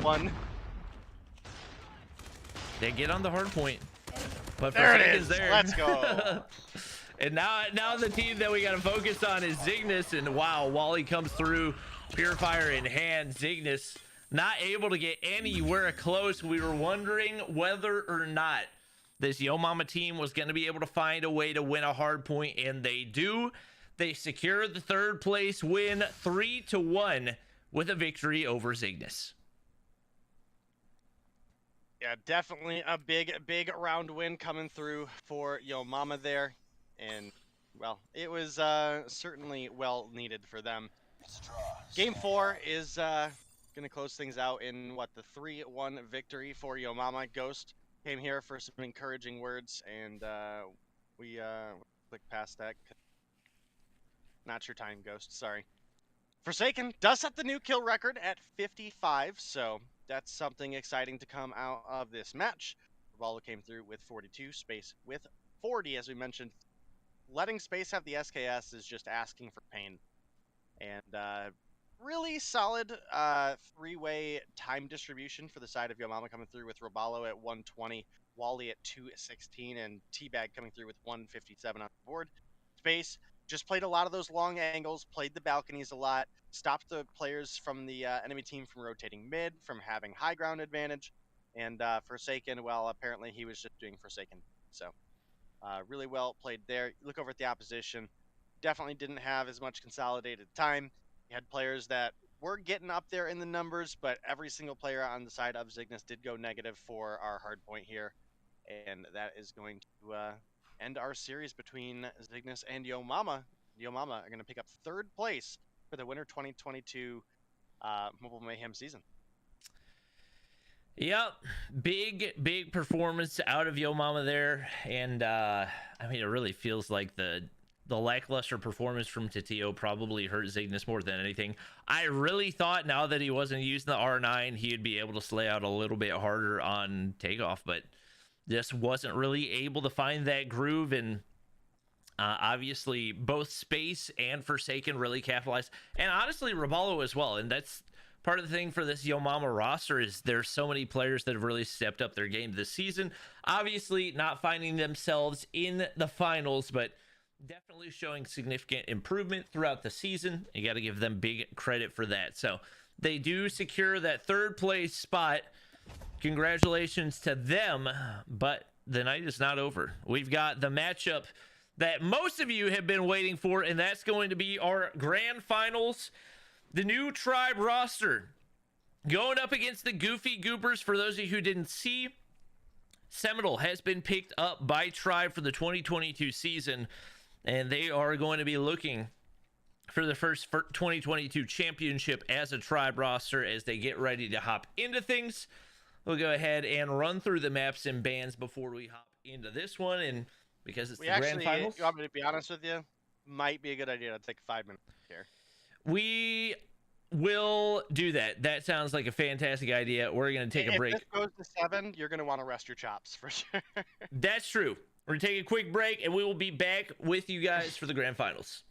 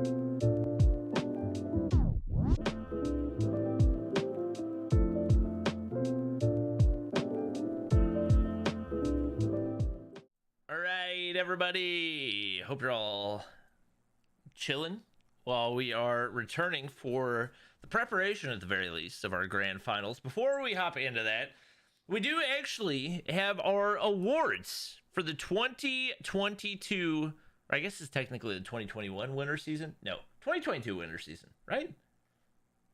2022. Because it started in January. Yeah. Okay. Yeah. The 2022 winter season, we have our rookie of the split, our sniper / marksman of the split, and our MVP of the split. Starting things off, we got our rookie coming in third place, and keep in mind, every single one of these is voted on by the players themselves. In third place, we've got... All right, if you say so, Dave. In third place, we've got Nerdy with 28.8% of the vote. In second place, even though he only came in with like 3 days remaining in the season, we got King A with 28% or 25% of the vote. And in first place, we've got Annabella with 41.7% of the vote. For those of you who don't know, Annabella, who we were watching in the previous matchup, is actually not Annabella. That is Annabella's boyfriend, Teabag. But Annabella coming in with first place on the rookie of the split with 41.7 I can't talk. 41.7% of the vote. Congratulations. Day, you take it away with the sniper because I can't talk right now. Sniper of the split for third place. I think this is a well-earned one. Space coming through with 16.7%. Second place, we had Bolu coming through with 20.8. And for first place, it's none other than the one and only Iferg! No, I'm just kidding, it's Washi. Woohoo! Ferg wins! Let's go! Oh, man. Well, Washi coming through first place, 29.2%. Congratulations, Washi. Definitely a well-earned title to have. I think that might be his second one, actually, too. I believe that it is. I'm not 100% positive, but definitely got to be close. I feel like... I'm trying to think. The thing about Washi is there's so many good snipers on his team alone, and you can only have one nomination from each team that... It's really difficult to even get an accurate feel because, to be honest, there's a chance that if you just threw Washi's team in there, they would end up with like 3 of the top 3 snipers of the split, and that's the way that it goes. So they actually can, I'm pretty sure, have more than one sniper of the split nomination. It's MVP that is limited to one. Oh, okay. Then I take it back, and I'm stupid. All right. Rounding things out, obviously the most important award. We got our MVP of the split. We have 1 player nominated from each team, unlike Sniper of the Split and Rookie of the Split. Coming in, tied for third place, are actually 3 different people. And this is not really a true top 3 because there are 6 people in the top 3 and 2 people tied for second place. But that doesn't really matter. With 8.3% of the vote, tied at third place for MVP of the split, we have Annabella, Solar, and Cartels. Claps in chat for... those 3 players for getting, I mean, not really third place because there's 2 players tied for first.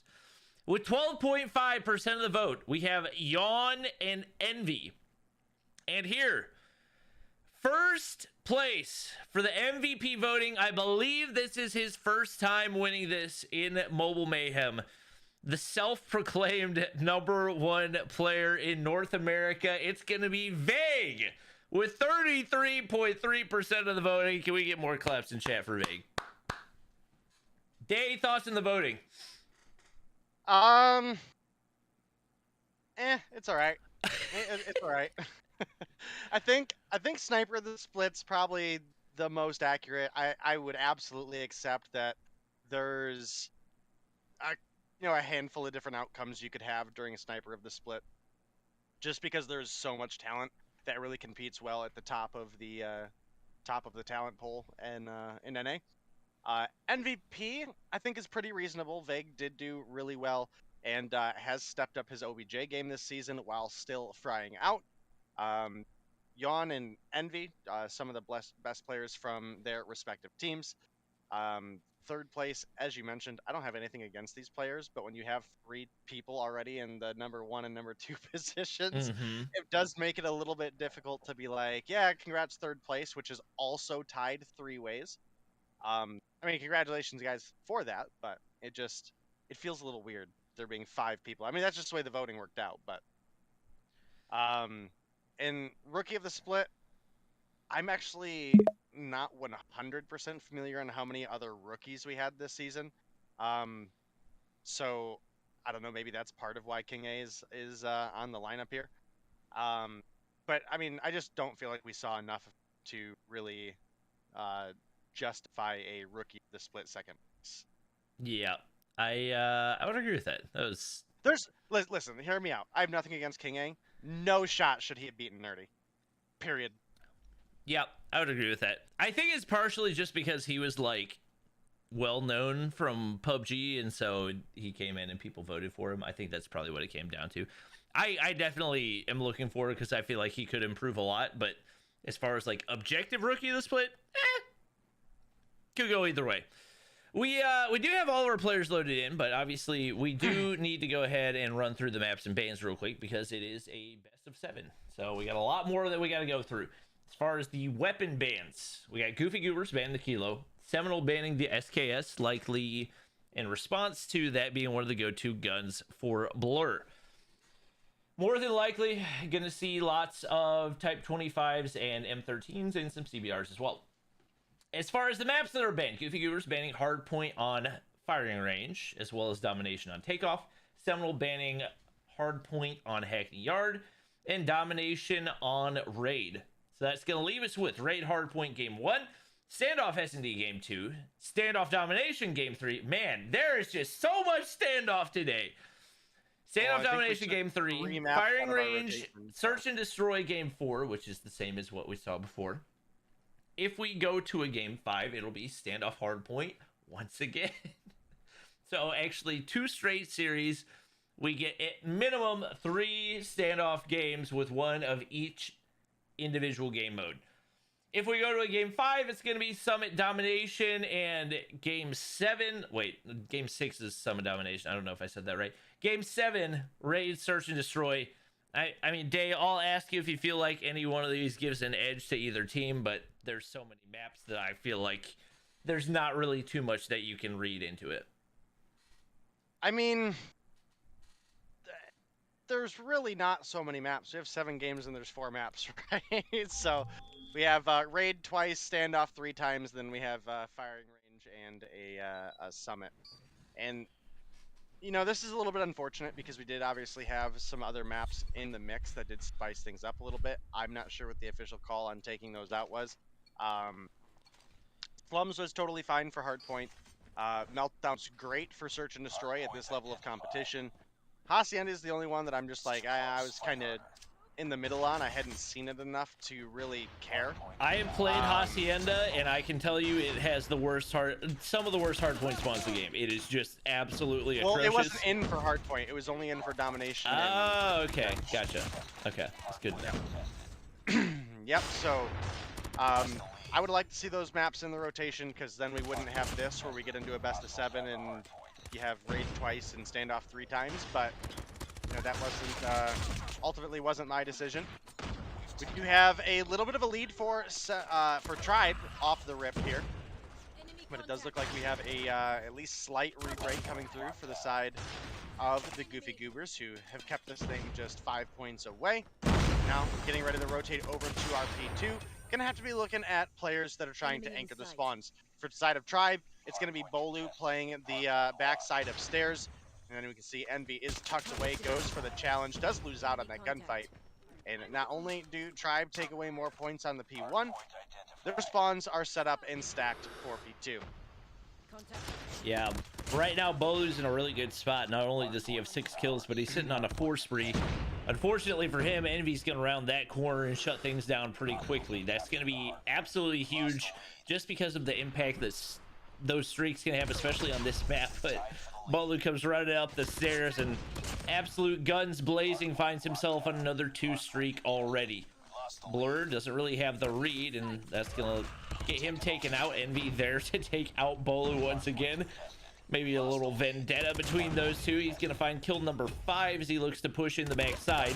Finds the opener, but Jez is there for the trade. That's one of the players that arguably could have been in the conversation for MVP this season. Obviously his teammate Vague taking things, but it is going to be Seminole coming away with P1 time and the lead as they make the rotation. P3, one of those money hills where you really cannot afford, especially if you're going in at a disadvantage, to lose any type of time. Ban gonna get taken out by the Pred missile at the hands of Jez right there, and that's gonna soften the defense right there as Tribe looks to make the push on it.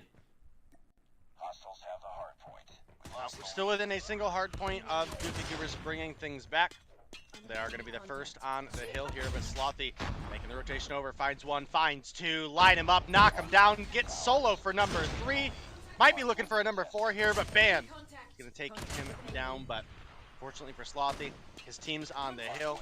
He gets a respawn right in the little workout room cubby. He's going to be right back in the action for his team, pulling out the Purifier and immediately getting dumpstered. Wow, huge feed for Washi right there to secure really any type of time on this hard point. Ban pushing up, trying to get some time, but he's going to get shut down as well. And right now it's just too much Tribe. They are winning gunfights left and right. Marshy, the only player significantly in the negative. Vague 14 and 9. Jez +8 right now, doing his best, and he's got full streaks to work with as well. Sitting on another 2 streak, and if he can continue to stack, might be able to cycle those at some point as takes some shots in the back. Envy spawning out right on top of the hill. Jez looking to call in that cluster strike, and unfortunately for Solo, he has no idea that he's spawning in right there. Contested hard point for the time being, but Jez, his unskill is close to unmatched, at least at this level of the game. Now sitting on 16 and 5, triple positive, even higher than that right now, and looking to get some more streaks here as well. Oh my gosh, he's so good. This is definitely a big game for Jez, who puts up 4 in the feed here. Slothy finds a couple of his own, and got 3 players really fragging out on the side of Seminole. Jez with 20 on board, Vague with 16, Slothy with 16 as well. You look over at the opposition, and nobody's touching that on the side of the Goofy Goobers. Bolu has 12, which is basically tied for top frag on the side of the Goobers. Marshy is playing a little bit down right now. I mean, so here's the thing. I want to give Marshy the excuse of he's 9 and 11, but he's got a minute on the hill. Bro, Jez is 22 and 6 with 2 minutes on the hill. What on earth? Vague, you have no right to call yourself the best player in North America. Jez is your superior. What are you saying, Bobby? Jez is literally Vague's dad? He's literally his dad, dude. He's everybody's dad right now. Good lord. He's got an annihilator ready to go. I mean, he's not missing a shot. Is he gonna? Oh my gosh, I thought he was gonna take Envy off the TAC 5 there as well. Just absolutely running the lobby right now. 26 and 7, nearly quad positive right now. Blur's making his way up, interestingly enough, using the M67 AMAX, obviously kind of a replacement for him. Gonna be able to take out a replacement for the SKS. He's able to take out Vega on the way in, and Bolu there for the trade. Marshy finally stacking up some kills. He finds himself on a 6 spree and now has a Pred missile and pretty close to a lightning strike as well. And with this gap growing as far as it is, it seems like right now it is a pretty long shot for Goofy Goobers to close this gap in any type of significant way. Yeah, I mean, this is Seminole absolutely dominating right now. They are about to cross into the 200 point mark, and we've got Goofy Goobers at 65. And you know, I don't want to call it a curse, but you know, verdict is never right on this stuff. And yeah, Goofy Goobers winning this 4-3. Obviously, it's not over. It's only game 1. But yo, if Seminole are gonna play like or Tribe, I keep looking at the overlay in OBS, and it still says Seminole. But at Tribe, if they're gonna play like this all night, then this could honestly be a Jez won that. He was mid-concuss and still hit the final shot. He's on, oh my gosh. Jez has almost 40 kills. The He next has- closest is 23. He has over a 5 KD. He's on a 6 spree again. He's got a cluster strike to work with. There's a player around the corner that's going to be a free kill right there. This might be the most dominant performance I have ever seen in a pro setting, especially a grand finals. It's one thing to do it in a regular season match, but to be doing this in a grand finals is just absolutely absurd. He's sitting on 40-8 right now, and there is absolutely nothing that Goofy Goobers can do about it. Tribe gets the break right there, and they get the win in Hardpoint, 250 to 67. What did I just watch? You just watched the pain train that is Jez from the 76. I mean, oh my goodness. What an absolute cracked madman coming through that game. And ended up putting up 40 kills. Nobody else even hit 30. I mean, it's... And nobody hit 20 on Goofy Goobers, dude. Oh my god. It's a draw. Stand down. Jez, why you gotta do that to them? And 2 minutes and 4 seconds on the hill. It's not like he was just sitting in corners the whole time, either lurking in off angles. I mean, I think he might be the best COD mobile player in the world right now. That's just a different type of dominance that we haven't seen that before, especially at this level of competition. Man. Yeah, I mean, it's literally just so hard to break this down. I mean, you look at the KDA across the board, and it is the fact that the Goofy Goobers were getting absolutely stomped that hard and put up 67 points is probably the most amazing part of it. Yeah, I mean, everybody's double negative. Literally everybody on the team is like, I think the highest KD that I see is a 0.6, right? For Envy. I don't think anybody had above a 0.6, and oh my gosh. I mean, to be honest, I didn't pay attention to a single thing that Goofy Goobers did the entire game because I was just so mesmerized by the fact that Jez was going 40-8 with 2 minutes on the hill. Holy! You know what the most disappointing part of that game is? And I feel really bad for saying this, but inside, I was cheering Jez on for the nuke, okay? Let's be real here. At that point, dude, like, why not? You might as well get it, but couldn't quite get the 20 bomb off. I mean, still, went 5 times positive. Absolutely. Single-digit deaths in an entire hardpoint. That's... I'm just blown away right now. Like, I've been commentating COD Mobile competitive for a really long time, and I've never seen a performance like that. That was a 5 KD in a grand finals with 2 minutes on the hill. That's a different type of talent, and this Tribe roster is going to be really, really difficult to beat in this year for any region, I would say. You can try to make the argument for your region, whatever it is outside of North America, but that's just a different type of skill. Tribe had 59 more, if I'm mathing correctly. 23, you said 59? I think so. That'd be 23 across the top, 33, 44, 54. Yeah, 59 more kills side of Tribe. Oh my gosh. All right. Well, that was a fun game one to watch. I'm excited to watch that one back tomorrow as well. Obviously, we're getting ready to hop into the search and destroy. If the Goofy Goobers want any chance of this going past 4 games, they got to win their search and destroys. Obviously, you got so much talent. You got Washi, sniper of the split. You've got Band, who's just a demon search and destroy. Blur, an amazing sniper. Solo, an amazing S&D player. Envy, who's the stage 5 champion, who's having one of his best seasons yet. So much potential for this team. They really got to find a way to put it together. We'll see if they can do it here. We got all of our players readied up. I believe we should be good to go as we hop into game number 2. I mean, I think my favorite comment in all of chat right now is from Sios19. Jez playing ranked. Yo, for real. Wait, what? That was... someone in chat said that it looks like Jez is playing ranked. I mean, you're not wrong in any way, shape, or form. Yeah. That was crazy. We'll see if he can replicate it here in the search and destroy.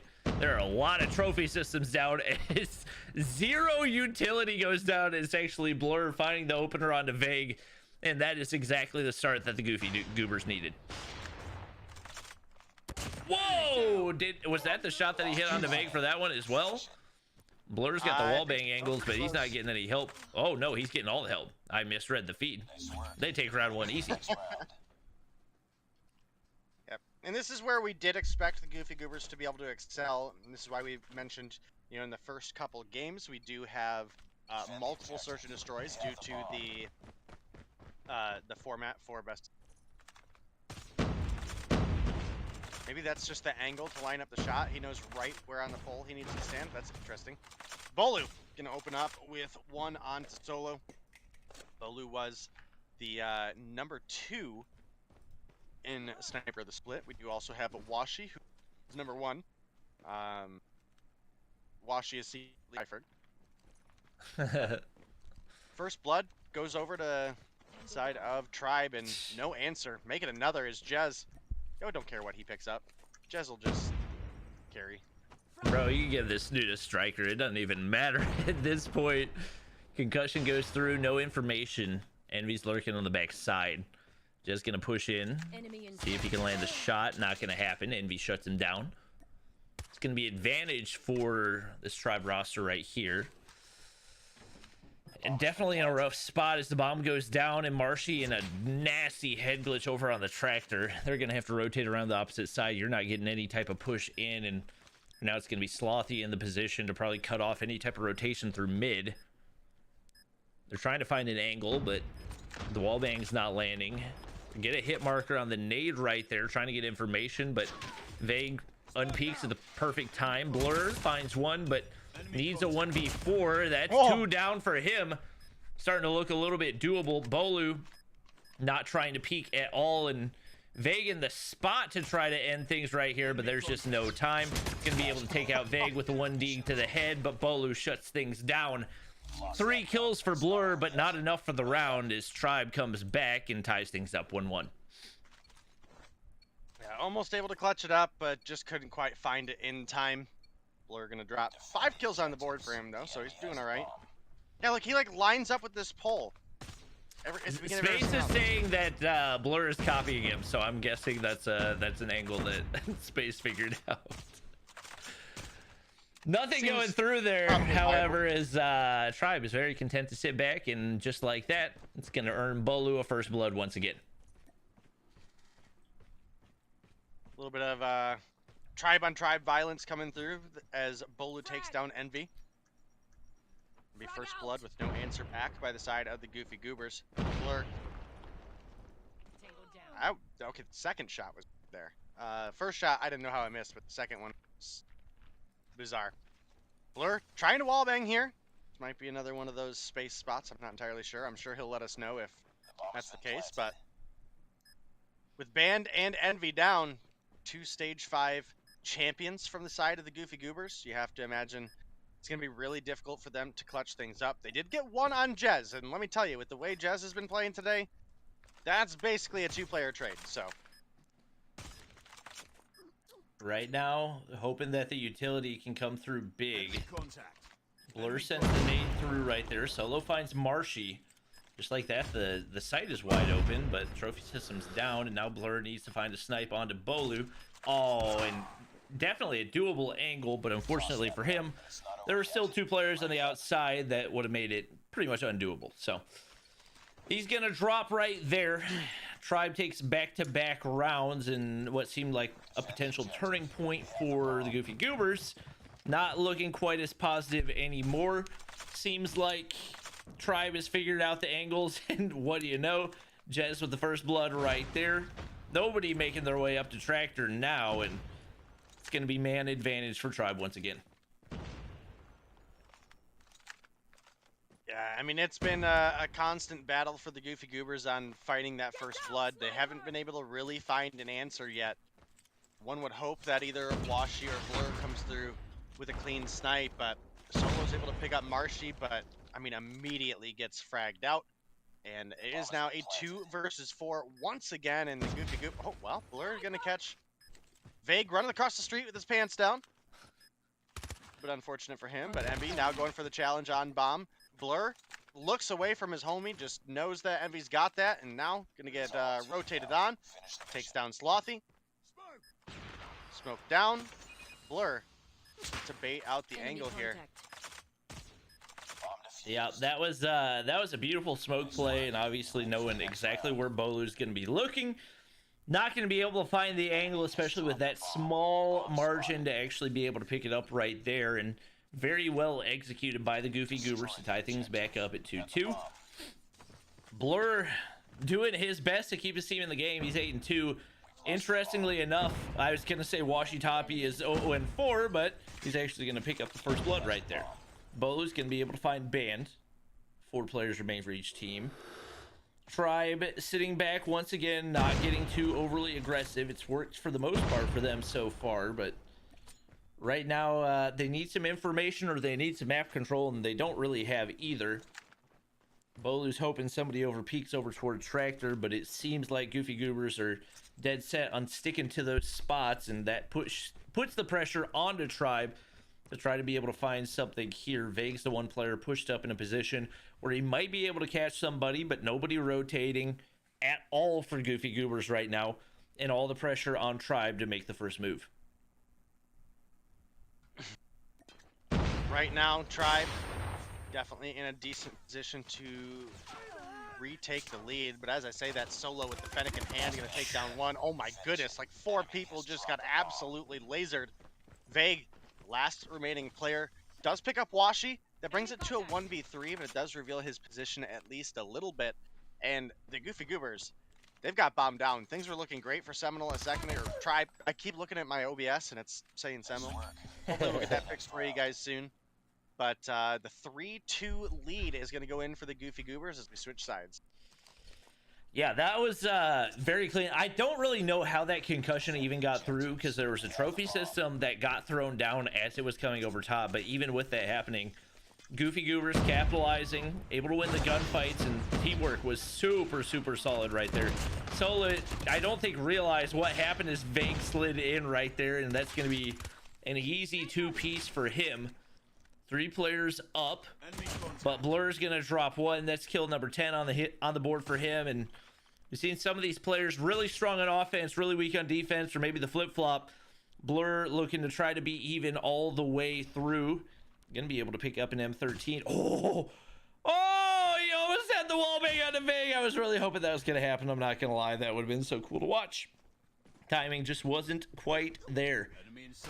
He gets the read onto Marshy as he takes out Washi, and what do you know? We got ourselves in a 1v1 in round number 6 here is Vague trying to find out Blur, who's got the bomb in hand. Enemy contact. Well, Blur gonna spot Vague and takes him down. And now the 4-2 lead for the Goofy Goobers. Again, this is where we expected them to excel, and right now they are.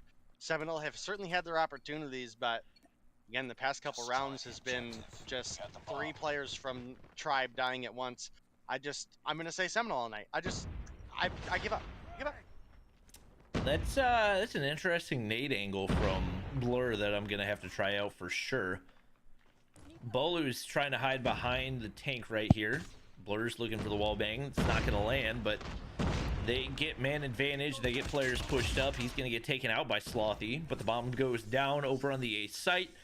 Pressure onto Tribe for the retake right here. Slothy making his way through Grandma's. Bolu holding down the backside angles with a sniper, and right now Marshy the one in position to make a play, but there's Washi. He's sniper of the split for a reason. He drops Slothy as well, and now Bolu all alone to try to clutch up in the 1v3 with the bomb down. Nobody peeking this corner. You know how Solo has been with that Fennec in hand. Not fun to deal with. Oh, the shot from Bolu. It's going to be huge, but not a whole lot of time to deal with the others. He hits a two-piece, but Envy there to clean it up and avoid disaster for the Goofy Goobers. One round away, Goofy Goobers can tie up this series. Obviously, we had Seminole with an absolutely dominant performance.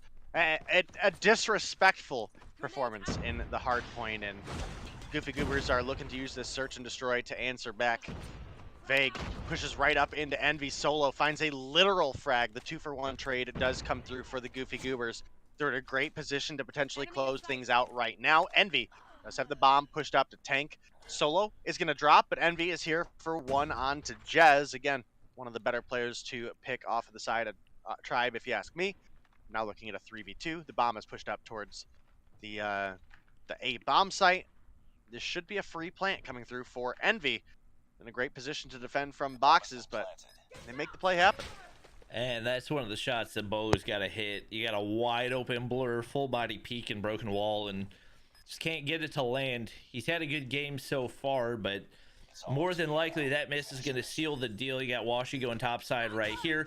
Bolu misses another shot. Going to be able to hit the follow-up, but he's all alone now in a 1v2, and players for Goofy Goober set up on the inside. It's going to be tough for him to peek. Envy's there, drops him off. We knew the Goofy Goobers were going to have to win their S&Ds to have a chance here against this new Tribe roster. They're able to take the first one, 6-2.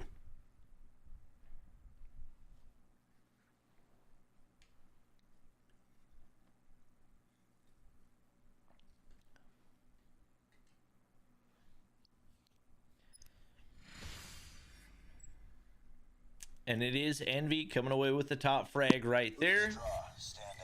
Maybe not top frag, most points. He comes away with 9 kills. It's Blur with the most, actually, right there. Was really a true sniper battle between Blur and Bolu with 11 and 12, but you can see the momentum not necessarily carrying through for Jez as he comes away with 2 kills. And obviously, that's the way Call of Duty goes. Nobody's ever top frag every single game. You got to expect he's probably going to want to bounce back in the Domination, which we will be hopping into momentarily. I'm going to go ahead and take a look at the maps one more time just to remind you guys it's going to be actually back-to-back standoffs, as we do have standoff Domination coming up for the next one. Yeah, I mean, this is definitely where we needed the Goofy Goobers to excel. We know Seminoles' respawn games have been on point, at least their hard points. I definitely think Goofy Goobers still does stand a chance in the Dominations as they do roll through this series. So this could very well still be one that goes either which way. As you mentioned, it is going to be a back-to-back standoff. We are going to have standoff Dom next. And then when we get to game 4, it's going to be a firing range search and destroy. And obviously we had a really big advantage going for the Goofy Goobers in that past search. So the Domination's a toss-up to me. I would say standoff hardpoint is probably largely Seminole once again. Dom could go either way. If the Goofy Goobers are able to pick up the Dom, I think they're in a great position going into the search and destroy, because realistically speaking, I would expect them to win that search. They're then sitting up 3-1 with a Summit Dom coming up. And the scary part of that for them is, while I think they're a very strong Dom team, I do think that Summit Dom specifically is Seminole's best Domination map. So it's kind of a weird point, but if Goofy Goobers could pull together the standoff hardpoint, then maybe they never see that Summit Domination. They don't find themselves in a Game 7 situation. So we'll have to see. Yeah, especially with the SKS band, more of these players are going to start to rely a little bit more on not necessarily off meta, but maybe some of the longer range assault rifles. We have the Kilo out of the equation as well, so expect to see probably some M13s holding down that mid lane. We did see Blur pulling out the M67 AMAX, which despite the nerf that he got, still definitely an option. Definitely something that I would guess that he probably pulls out right here, but we do have all of our players ready to go. I believe we should be good to hop in to game number 3. All right, game number 3, getting ready to get underway. It's going to be that standoff domination that we mentioned. This is one that could absolutely go either way. And, you know, I don't really have a preference on who wins here. I just don't want it to be over in 5. Yep. I'd love to see that game 7. Obviously, it's going to take us a bit later into the night. Fortunately, not as late as Tuesday, but... Yep. All right, well, the A and C caps come through respectively. You can see Solo comes through with 1 on Vague to open up, make it 2. He is able to pick up a second. Now getting some B progress coming through. Slothy trying to make the rotation from behind. Can't quite get it to happen. It's going to be Solo picking up an extra one before getting dropped by Bolu. Bolu finds number 2, taking down Blur as well. Now that B progress is swung over into Tribe's favor. About a quarter of the way capped and just absolutely ruthless filling up the feed. That's going to be an early B cap coming through for Tribe and Marshy. The disrespect gets 2 people while climbing over the hop up. Well, it seemed like Jez was not happy about the way the last game went. Finds a big 2-piece to clear off B and secure that for his team. Now it's on Tribe to hold it. Bolu getting pushed up in the mid-map area. Yeah, Washi lurking behind, and if I had to guess, probably using some type of... Nope, using the M13. Solo pulling out the CBR. Absolute beams right there. Takes out 1, but not able to clear out the mid-map. Vague comes through big. He's got 7 for his team right now. He said, guys, don't forget about me. I'm pretty good at Call of Duty Mobile 2. Sitting on 7 and 4 right now. Another big one comes through. He finds 8. Can he make it 9? Yes, he can. Band tries to make it stop, but it's not stopping anytime soon. Vague sitting on 10 and 4 right now. He's on a 3 spree, looking to build some streaks. Blur making the rotation over from that boxes area, and I don't really know how Vague's alive right now. Pre-fire in the corner, and Band finally able to stop things right there, but big struggles for Envy off the start. Gonna make it really tough for them to get any type of progress over toward B. 20-point lead coming through for Tribe so far. We did have about a third progress come through from the Goofy Goobers, but they immediately get out fragged, and it goes back over in favor of Tribe, who continue to maintain the AB. And see, now this is one of the reasons that I really like standoff dom. A lot of teams prefer the A side, and right now Tribe are winning from the A side, but we've seen several times so far today. If you watched EU guys and our first matchup in NA, there are teams that favor the C side and do make it work. So it's a very, very balanced map. There may be some favorable angles on the A side, but you can absolutely pull a win together from C. And if Tribe keep this up, I feel like we might get to see that in the second half. We're obviously going to switch sides, and there is a real possibility that we see Tribe continue to take an advantage there, because right now their respawns are absolutely on point. Their gun skill is absolutely on point.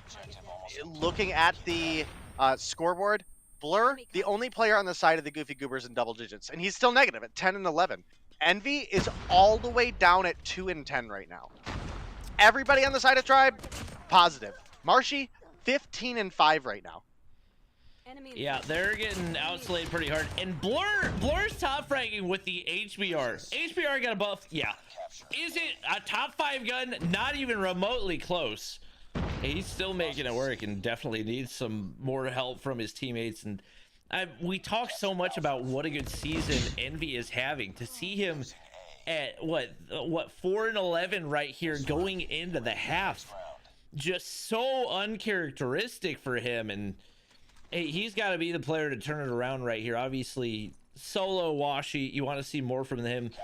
Honestly, from Band as well. But he's the one player that you got to look at for this team that can potentially turn the tides. He performed so well for Tribe in Stage 5 as well. And they really need him to come up big. But Bolo's over on the box heady. He's going to call in the Tech 5 as well. And that's going to make the push for the B flag a lot easier for Tribe. Yep, the CA caps come through respectively. I'll be interested to see if we do get a flip this half. You can see that Marshy is making that backside rotation, trying to maybe anchor the spawns over to A for the team. Sure seems like Tribe still preferring that. Washi does find 2 big ones with the Sparrow. Almost able to pick up kill number 3. There's 3 right there. Marshy up top of the 2-story at A, gonna beam the players off B. Now looking for that flip. Get some A progress, but gets taken down. The Pred missile. That's a little unfortunate for Marshy. Ends up potentially being a wasted streak. Sure enough, Vague is gonna die as well. What the heck is this lightning strike? Did Marshy call that? I think so. That was definitely interesting timing. Not really sure what was happening right there. He's gonna get taken out by Washi. Maybe a little bit of a frustration streak. I don't really even know. He's having himself a great game. 20-7 right now. A lot of times I would say that, you know, the players don't see all the things that we do. But when you have a lightning strike laptop up, you do. Yeah. I don't know. Maybe just bad prediction on the rotation. I'm not entirely sure, but we still have no B cap, and we do have a 50-point lead for the side of Seminole here. Tribe. God, this is gonna take me. Which is funny because I've been calling them Tribe all season long. This is just horrible, guys. Pain and suffering for me. We do almost have the B cap coming through for the side of Tribe. The C flip almost coming through for the side of the Goofy Goobers. I don't know if this is the play you realistically want to be making. Washi is going to get taken down. The C flip does not come through. You can see that Jez has pushed on up towards the hay bales, is looking for one on the band, but can't win the gunfight. But the B cap does go in for Tribe, starting to extend their lead, and we're getting real close to triple cap territory. Yeah, and obviously time's going to be another thing that you got to think about in that equation as well. Envy starting to find a little bit more momentum, but he gets shut down in courtyard right there. And as long you can go for the AC flip as much as you want to, but as long as you don't have B control, there's not any realistic potential of you holding a double cap, let alone a triple cap, especially against a team like this Tribe roster. Jez not having a bad performance. I mean, it's bad relative to how he played in game number 1, but still absolutely slaying out. Finds kill number 17 right there, and single-handedly holding down the control over toward this A site. It looks like they're going to be able to hold down the triple cap, and more than likely that's going to seal the deal for game 3, barring any type of miracle that we might see out of the Goofy Goobers. Band doesn't have the read onto Jez. Jez going to be able to, thought he was going to find a 2-piece. Envy pulls out the boxing gloves and finds kill number 15. Like we said, he's having a much better second half than he was the first half, but even that probably not going to be enough of a change to help this Goofy Goobers team get a win and respawn. They got to come out guns blazing from the start to take out a team like Tribe. Well, we do have basically game for the side of Tribe at this point. A triple cap won't save you. There's not enough time left on the board, so this is going to be the 2-1 lead for Tribe in the series. Obviously, still a lot of opportunity for this to go either way, but again, Tribe's respawns have just been great the past couple weeks, and you know they're here to prove it. They're here to win. We saw an entire last year of Tribe winning Mobile Mayhem, and well, they're looking for it again. Well, with the exception of the season that they decided to rage. Yes, except for that one. Yeah. Bolu from up top, getting a couple kills to close things out. All they got to do is hold down C. Right now, Goofy Goobers trying to push through. Even if they get C control, doesn't matter. There's only 15 seconds remaining in the game. That's going to be point number 200 that comes on through, and not really many points in that game where we doubted who was going to be the winner, much similar to what we saw in the game of Hardpoint. Keep in mind, this is a best of 7, so the formatting is going to look a little bit different. We're getting ready to hop into another search and destroy, which is going to be, if I had to say, to the advantage of the Goofy Goobers, as that's the only mode where they've looked remotely close, and I would say looked relatively dominant going up against this Tribe roster. So they most definitely have an opportunity to even things up at 2-2, but this is an absolute must-win for them. It's a draw.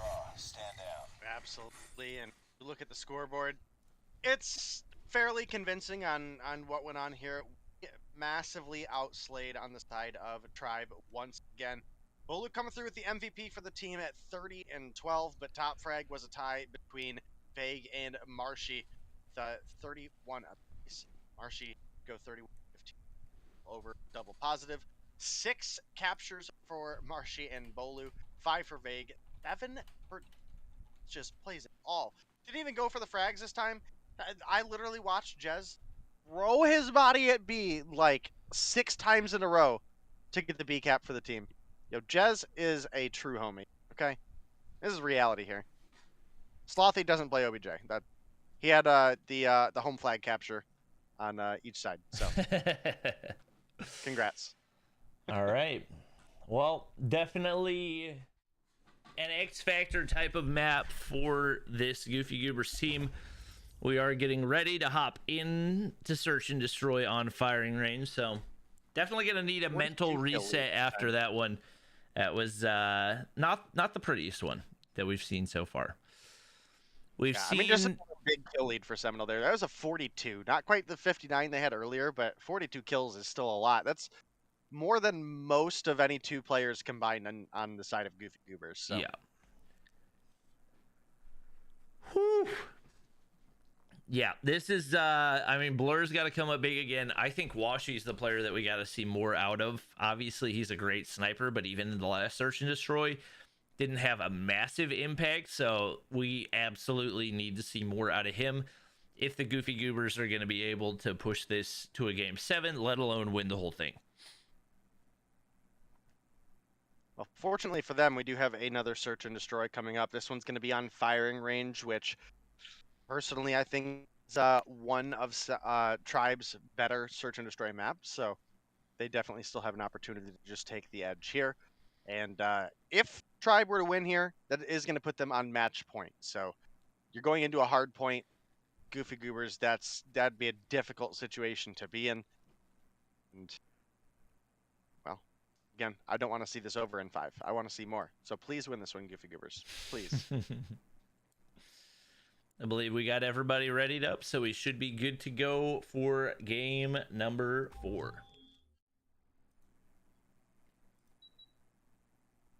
Bomb drop spotted. Enemy has dropped the bomb. And it is going to be Tribe on the offensive side off the start right here. Expecting, for the most part, they tend to play passive off the start and try to work for picks to see if they can get a push over through the A site. Maybe a couple different looks, but it does look like that is going to be the go-to off the start most of the time. Bolu going to be holding the sniper for the team, and what do you know? There's an opener through the smoke, through the wall, doesn't matter. Solo dropped off early. That's a big start, and especially with Marshy taking out Washy, 2-man down for Goofy Goobers. You would think this should be a pretty simple A push for this Tribe team.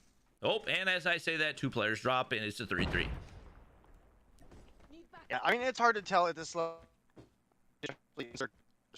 All it takes is one team has a massive advantage. Well, in this case, it was a 2-for-2 trade, which does less with Band, Envy, and Blur. Left up at Marshy, Bolu, and Slothy. We've only got about half of our time left, but it's going to be Slothy picking up 1 onto Envy. The bomb now going to be starting to get pushed up. We do have Blur rotating from the side. He's going to take down 1. Slothy onto Band. He's got 2 on board. Blur with a sniper, but gets taken down by Slothy, and definitely a big clutch up play for Slothy there, picking up the first round for the side of Seminole. Yep, and that's not a good sign for Goofy Goobers. You got to be able to find those first bloods. Blur going to be one of the players to watch if they're going to be able to find this. And Jez finds the opener onto Band once again. Man, just a tough spot to be if you're the Goofy Goobers. Solo going to look to get pushed up over here on the A side. But last time he tried to do that, he got immediately dropped off by Bolu through the wall. So you got to play things a little bit passive. We knew Washy was going to be one of the X factors. He's able to find 1, but Bolu takes out Blur. Tribe, man advantage once again. Vague's got bomb in hand. Trying to get some information through the wall right there, but there's none to be had. Still looking for something, and Solo's in a really cheeky spot because there's not really any opportunity to wallbang that angle, but he should be able to see through the wall and get the read if there is a push coming. Just like that, the push comes through, but Bolu's there. Shuts down the defense, and the bomb's going to be able to make its way on up to the A site. Smokes go over. No information for the Goofy Goobers. Washi, or, oh my gosh, Washi wants something, but it's Marshy taking up the sniper, and that was formerly in Jez's hands. Vague's going to be able to take out Envy. Whew. Man, a strong first 2 rounds for this Tribe Gaming squad. And Tribe, definitely a name that I should recognize from the COD mobile scene. The branding was the team that won the Stage 5 Worlds competition, or West Worlds competition. And you still have the likes of Bolu and Marshy here. You add Vague, Jez, and Slothy from Seminole, a team that most people had considered to be one of the top teams in North America, and they honestly just trolled their way through a lot of competitions. You can tell they're definitely taking things a lot more seriously now that they're of age to play and really start that grind. So Envy is going to come through with a big 3-piece, though. Oh my goodness. That might have been a potential round saver for the Goofy Goobers here. Yeah, that puts them in a 2v2. Washi, oh, that's big information for Vague. He should be able to get the kill onto Washi if he plays things correctly. Washi drops. Envy's pushed out. Lots of shots onto him. That's an easy kill for Vague. It looked super manageable for the Goofy Goobers, but man, what a big push through mid and capitalization by Vague. Only 3 kills, but those 2 to close it out were absolutely huge. And right now, the Goofy Goobers find themselves in a rough spot again. Blur was the one making the big plays last time, but he's only got 2 kills. Solo hasn't been able to find anything, and once again, the momentum for the search and destroy is just not there for him. No first blood as of yet. You got Envy lurking over by B. He at least get the information that there's nobody pushing, but Marshy's starting to lurk up now. I believe he saw him. Gonna go ahead and back up. See if he can find an angle. And wow, they slide at the exact same time. Not gonna be able to find the kill, and Tribe reevaluates to still continue to try to find this pick. Well, no first blood yet. We've got 3 rounds in a row in favor of Tribe. They have been very, very close rounds, though. They have come down time and time again to 1v1s. So we'll be keeping an eye out for this one. We're halfway through our time burned, and we don't have a first blood. You definitely see that Tribe are looking to play around maybe. And unfortunately for Envy, I think it's about to be him. Gets lasered by the M13 there, but he was ready to, and it now gets back up into a position to defend B, potentially make a call out or a rotation to his team. But Washi opening things up with first blood, taking down Jez. And now Tribe are forced to push on up toward the A side. Washi finds another. Marshy does get the refrag, but it's a 2-for-1 trade. Slothy not with the team. He's rotating B, and every Goofy Goobers look like they're getting. Bam is definitely getting the call out. Blur plays the little space angle right there. Finds one through bottom of trailer, but Slothy all alone, and that is a very quick end of the round as everybody for Tribe gets wiped off the board. An absolute must-have round for the Goofy Goobers as they avoid the 4-0 lead off the start for Tribe, and potentially the switch on over to the offensive side could make things a little bit easier for them. That didn't really seem to be the case for Yo Mama, but it varies from team to team. Right now, looking to find another round right here. It's Washi looking for the hop-up snipe over onto jungle. Nobody pushing, and once again, Tribe playing things very, very passive and not taking any types of unnecessary risk.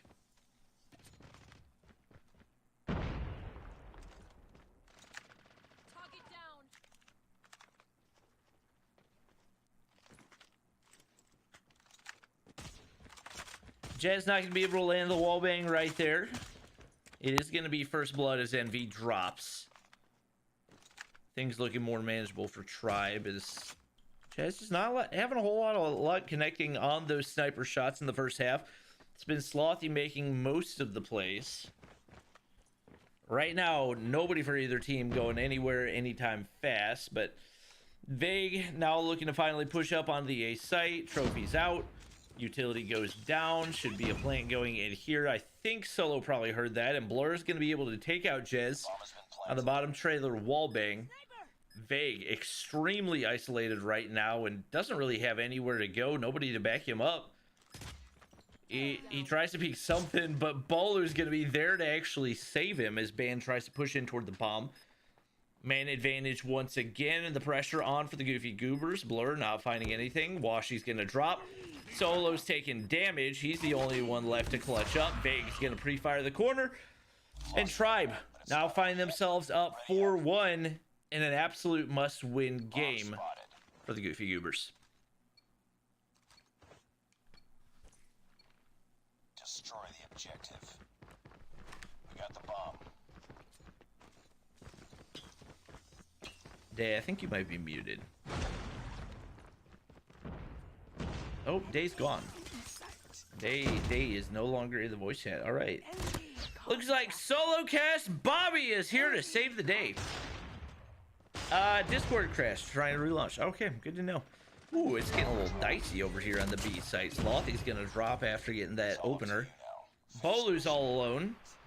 Right where the Goofy Goobers want to be. Bomb should be very, very free to plant. I don't know. I don't understand how that doesn't hit for really. Hello? How are neither of you hitting? What am I watching? You can see each other and neither of you can hit the shot. What the freak am I looking at? Okay, Blur's shot finally connects. I don't know what the heck that was. My Discord crashed for a bit there, but it does appear that I am back.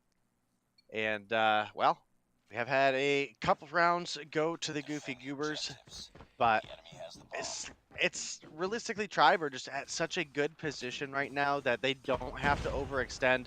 They only need 2 rounds. They can really just play defense for the pick. And that might be what they're about to do. As you can see, Bolu looking to get some sniper angles. Down on a long here. He misses the shot onto Band. Gonna miss shot number 2 as well. And might actually get himself caught up here. Washy was looking for the wall bang. Oh, Washy gonna pick up that kill. First blood does come through for the side of the Goofy Goobers. The bomb plant is now coming through for free.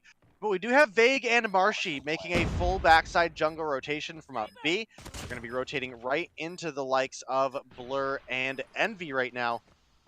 Oh, and the 2v1 gunfight's going to go the way of the Goofy Goobers every time.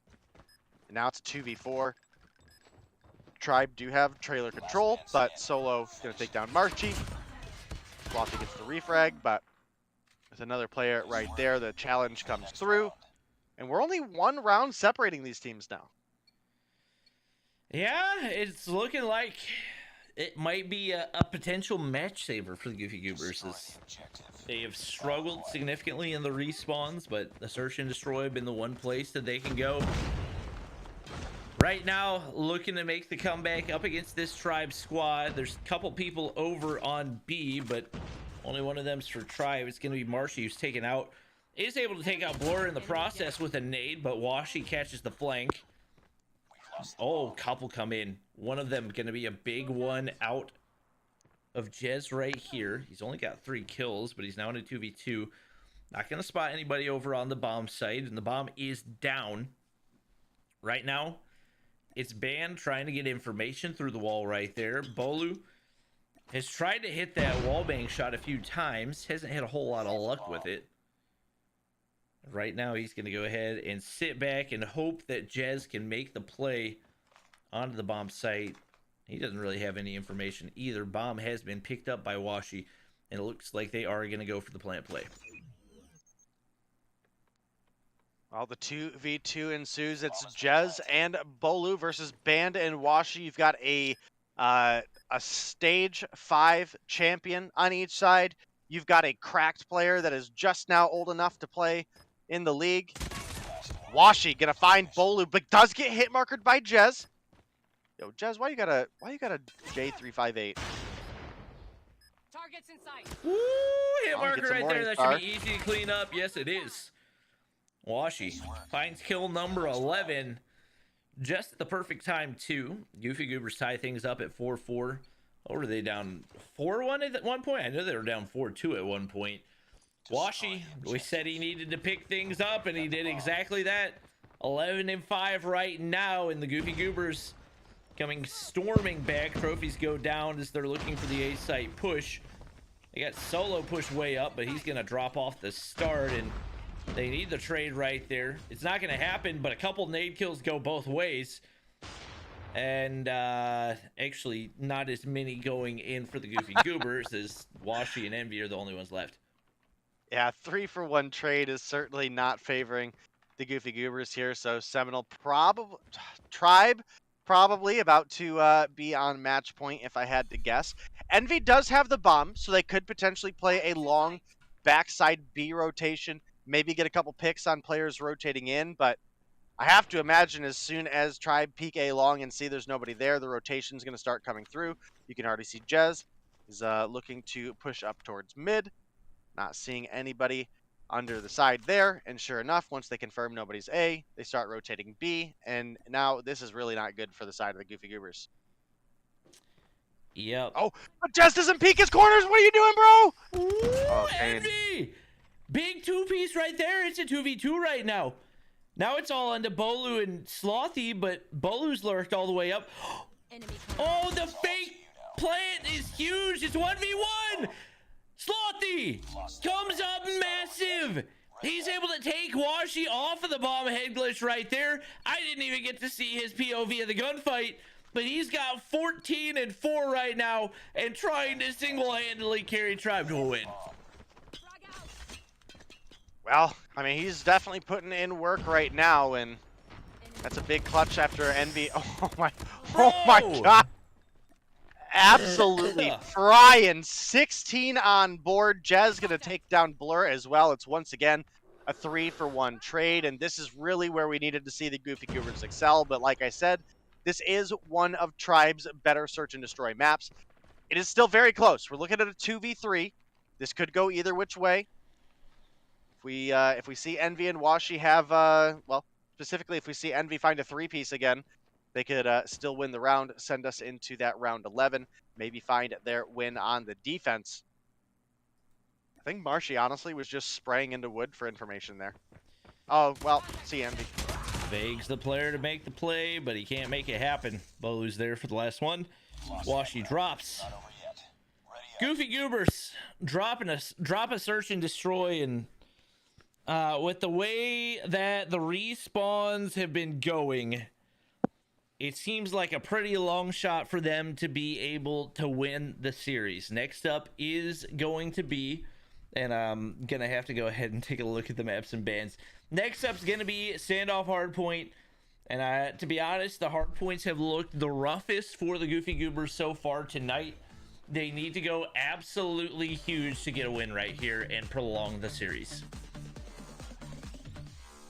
Well, they're definitely capable of doing so. Slothy coming through, honestly, heavily carrying the side of Tribe. Bolu put in some solid work well at 8. Marshy with 6, Vague at 5, and Jez coming through with 4. Washi and Envy were absolutely cracked on the side of the Goofy Goobers, but unfortunately Band and Solo were down at 3 and 2 kills respectively. Blur had 8, and the kills just stacked up for the side of Tribe. And, well, that is going to be the 3-1 lead. As I mentioned earlier, if we do get into that next hard point without Goofy Goobers having a lead, that might be the end of the series there, unless if the Goofy Goobers are able to pull together just one hell of a hard point at the point.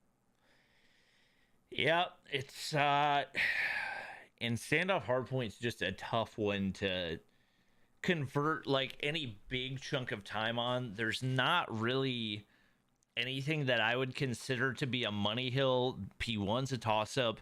You can set up on P1 to get set up for P2, but still easy to break. P3, we see breaks go in on that all the time. P4, really pretty much split spawns on either side. So if you're especially getting outgunned on a consistent basis, this is one of the tougher hardpoint maps to win on. And that's been the case for the most part all night for the Goofy Goobers, and that Tribe has just been winning the majority of the gunfights, and they've had random players pop off for every game. One time it's Jez, one time it's Slothy, one time it's Vague, one time it's Bolu, one time it's Marshy. There's just so much firepower on this roster. I mean, there's different players I can point to and say they need to show up, but right now, every single one of these players needs to show up.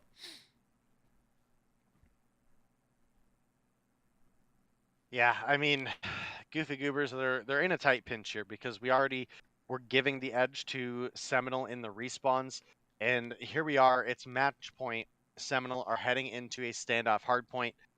I think P4 is the biggest money hill on this map. You know, you're mentioning that the spawns can obviously just come to each side, and while that is a possibility, there's realistically speaking only two main ways in. You can come through the top, but that's only accessible to one side. So that is a factor to consider. Other than that, you've got two narrow doorways where a purifier can just absolutely lock it down. A well-placed gravity vortex can completely block off a doorway. I mean, even just setting up with a death machine can be funneling chaos in your midst. So we'll see. It does look like we have all of our players readied up and should be getting ready to jump into the lobby here in just a minute. Potentially the last game of the night, unless if the Goofy Goobers can turn things around right here and right now. Yeah, definitely desperation time for them. See what they can do here on Hardpoint on standoff. As it is going to be typically on the Goofy Goober side, you expect to see first entry into the Hardpoint, but a lot of times it's so risky you don't see teams actually even pushing for it. Concussion nade's going to go out, doesn't land onto Slothy, but Washi is going to be able to win the gunfight.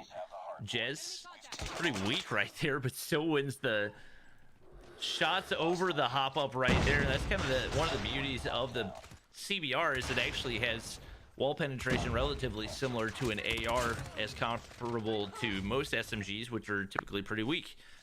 He's going to be able to hop into the hard point with 3 kills already, sitting on a 3 spree, and everybody trying to push from that spawn. He's going to be able to find one solo, actually going to be able to wallbang, I believe, right there, and it's going to be a big kill to make sure he doesn't get any type of streak. Solo's actually going to get some boxing glove kills there as well.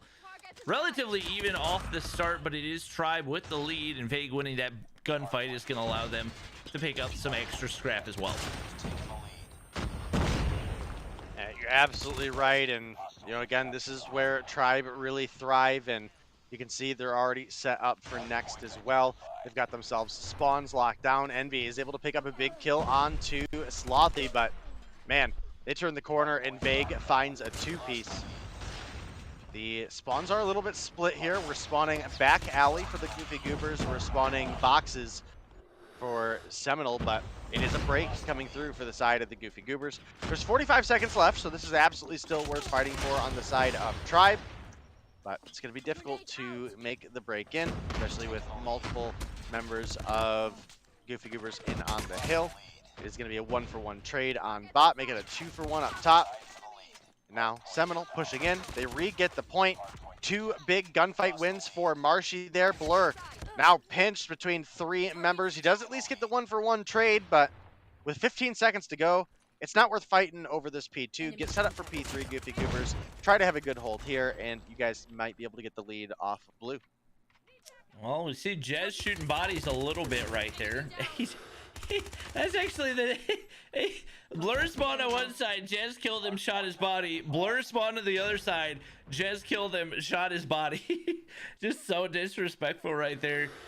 Tribe very close to doubling up after the first couple of hard points. Washi, early rotation for the Goofy Goobers, and these are the plays they need to make happen. Not only getting those early rotation, but winning the gunfights. And what do you know? A couple gunfights losses. Envy getting a 2-piece right there, but Slothy comes pushing on through.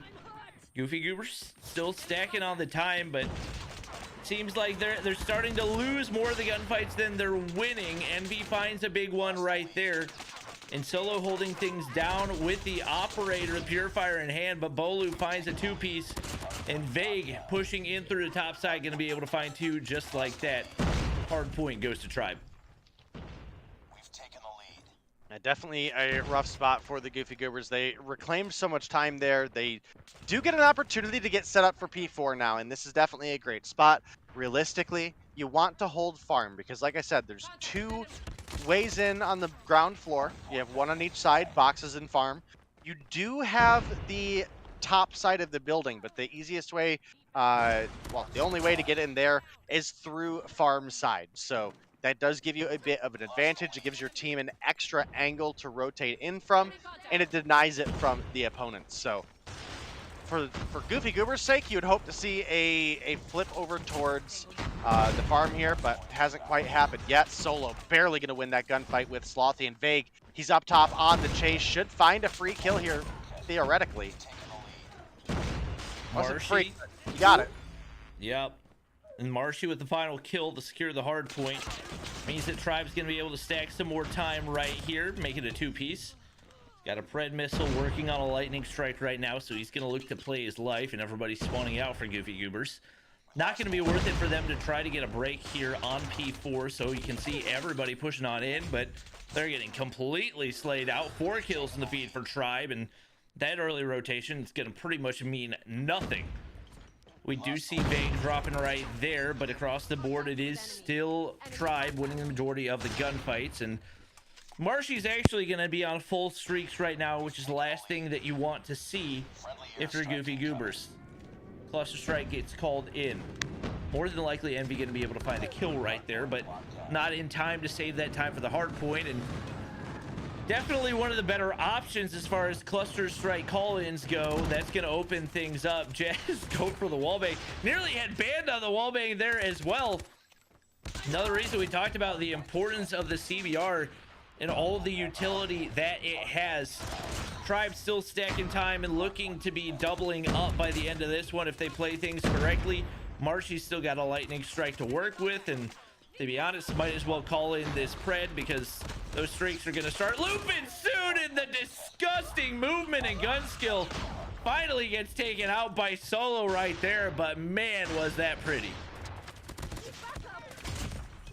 Well, 50-point lead for the side of Seminole, and they're already making their rotation over towards P2. You can see Bolu and Marshy pushing up through the gas station, but it's going to be a quick kill onto Bolu as Blur finds 3 in the feed. Marshy is able to pick up 1 on Washi, but the Tribe spawns are split at this point. Should be a free kill onto Marshy. Sure enough, Washi's going to pick that one up, but Jez climbing in up top, finds Solo. Might be looking for more here. They obviously know he's up top. It is going to be Washi picking that one up. Blur pops the Annihilator and pops 2 members of Tribe. Band gets the Tempest kill onto... Oh, that seems like a bug. What was it?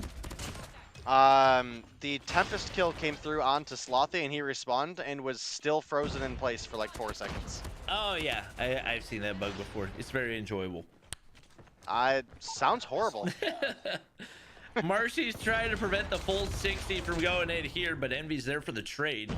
That's some big value for the Goofy Goobers, and still putting up a fight right now, despite how strong that start was for Tribe. I believe we saw Blur with some streaks to work with.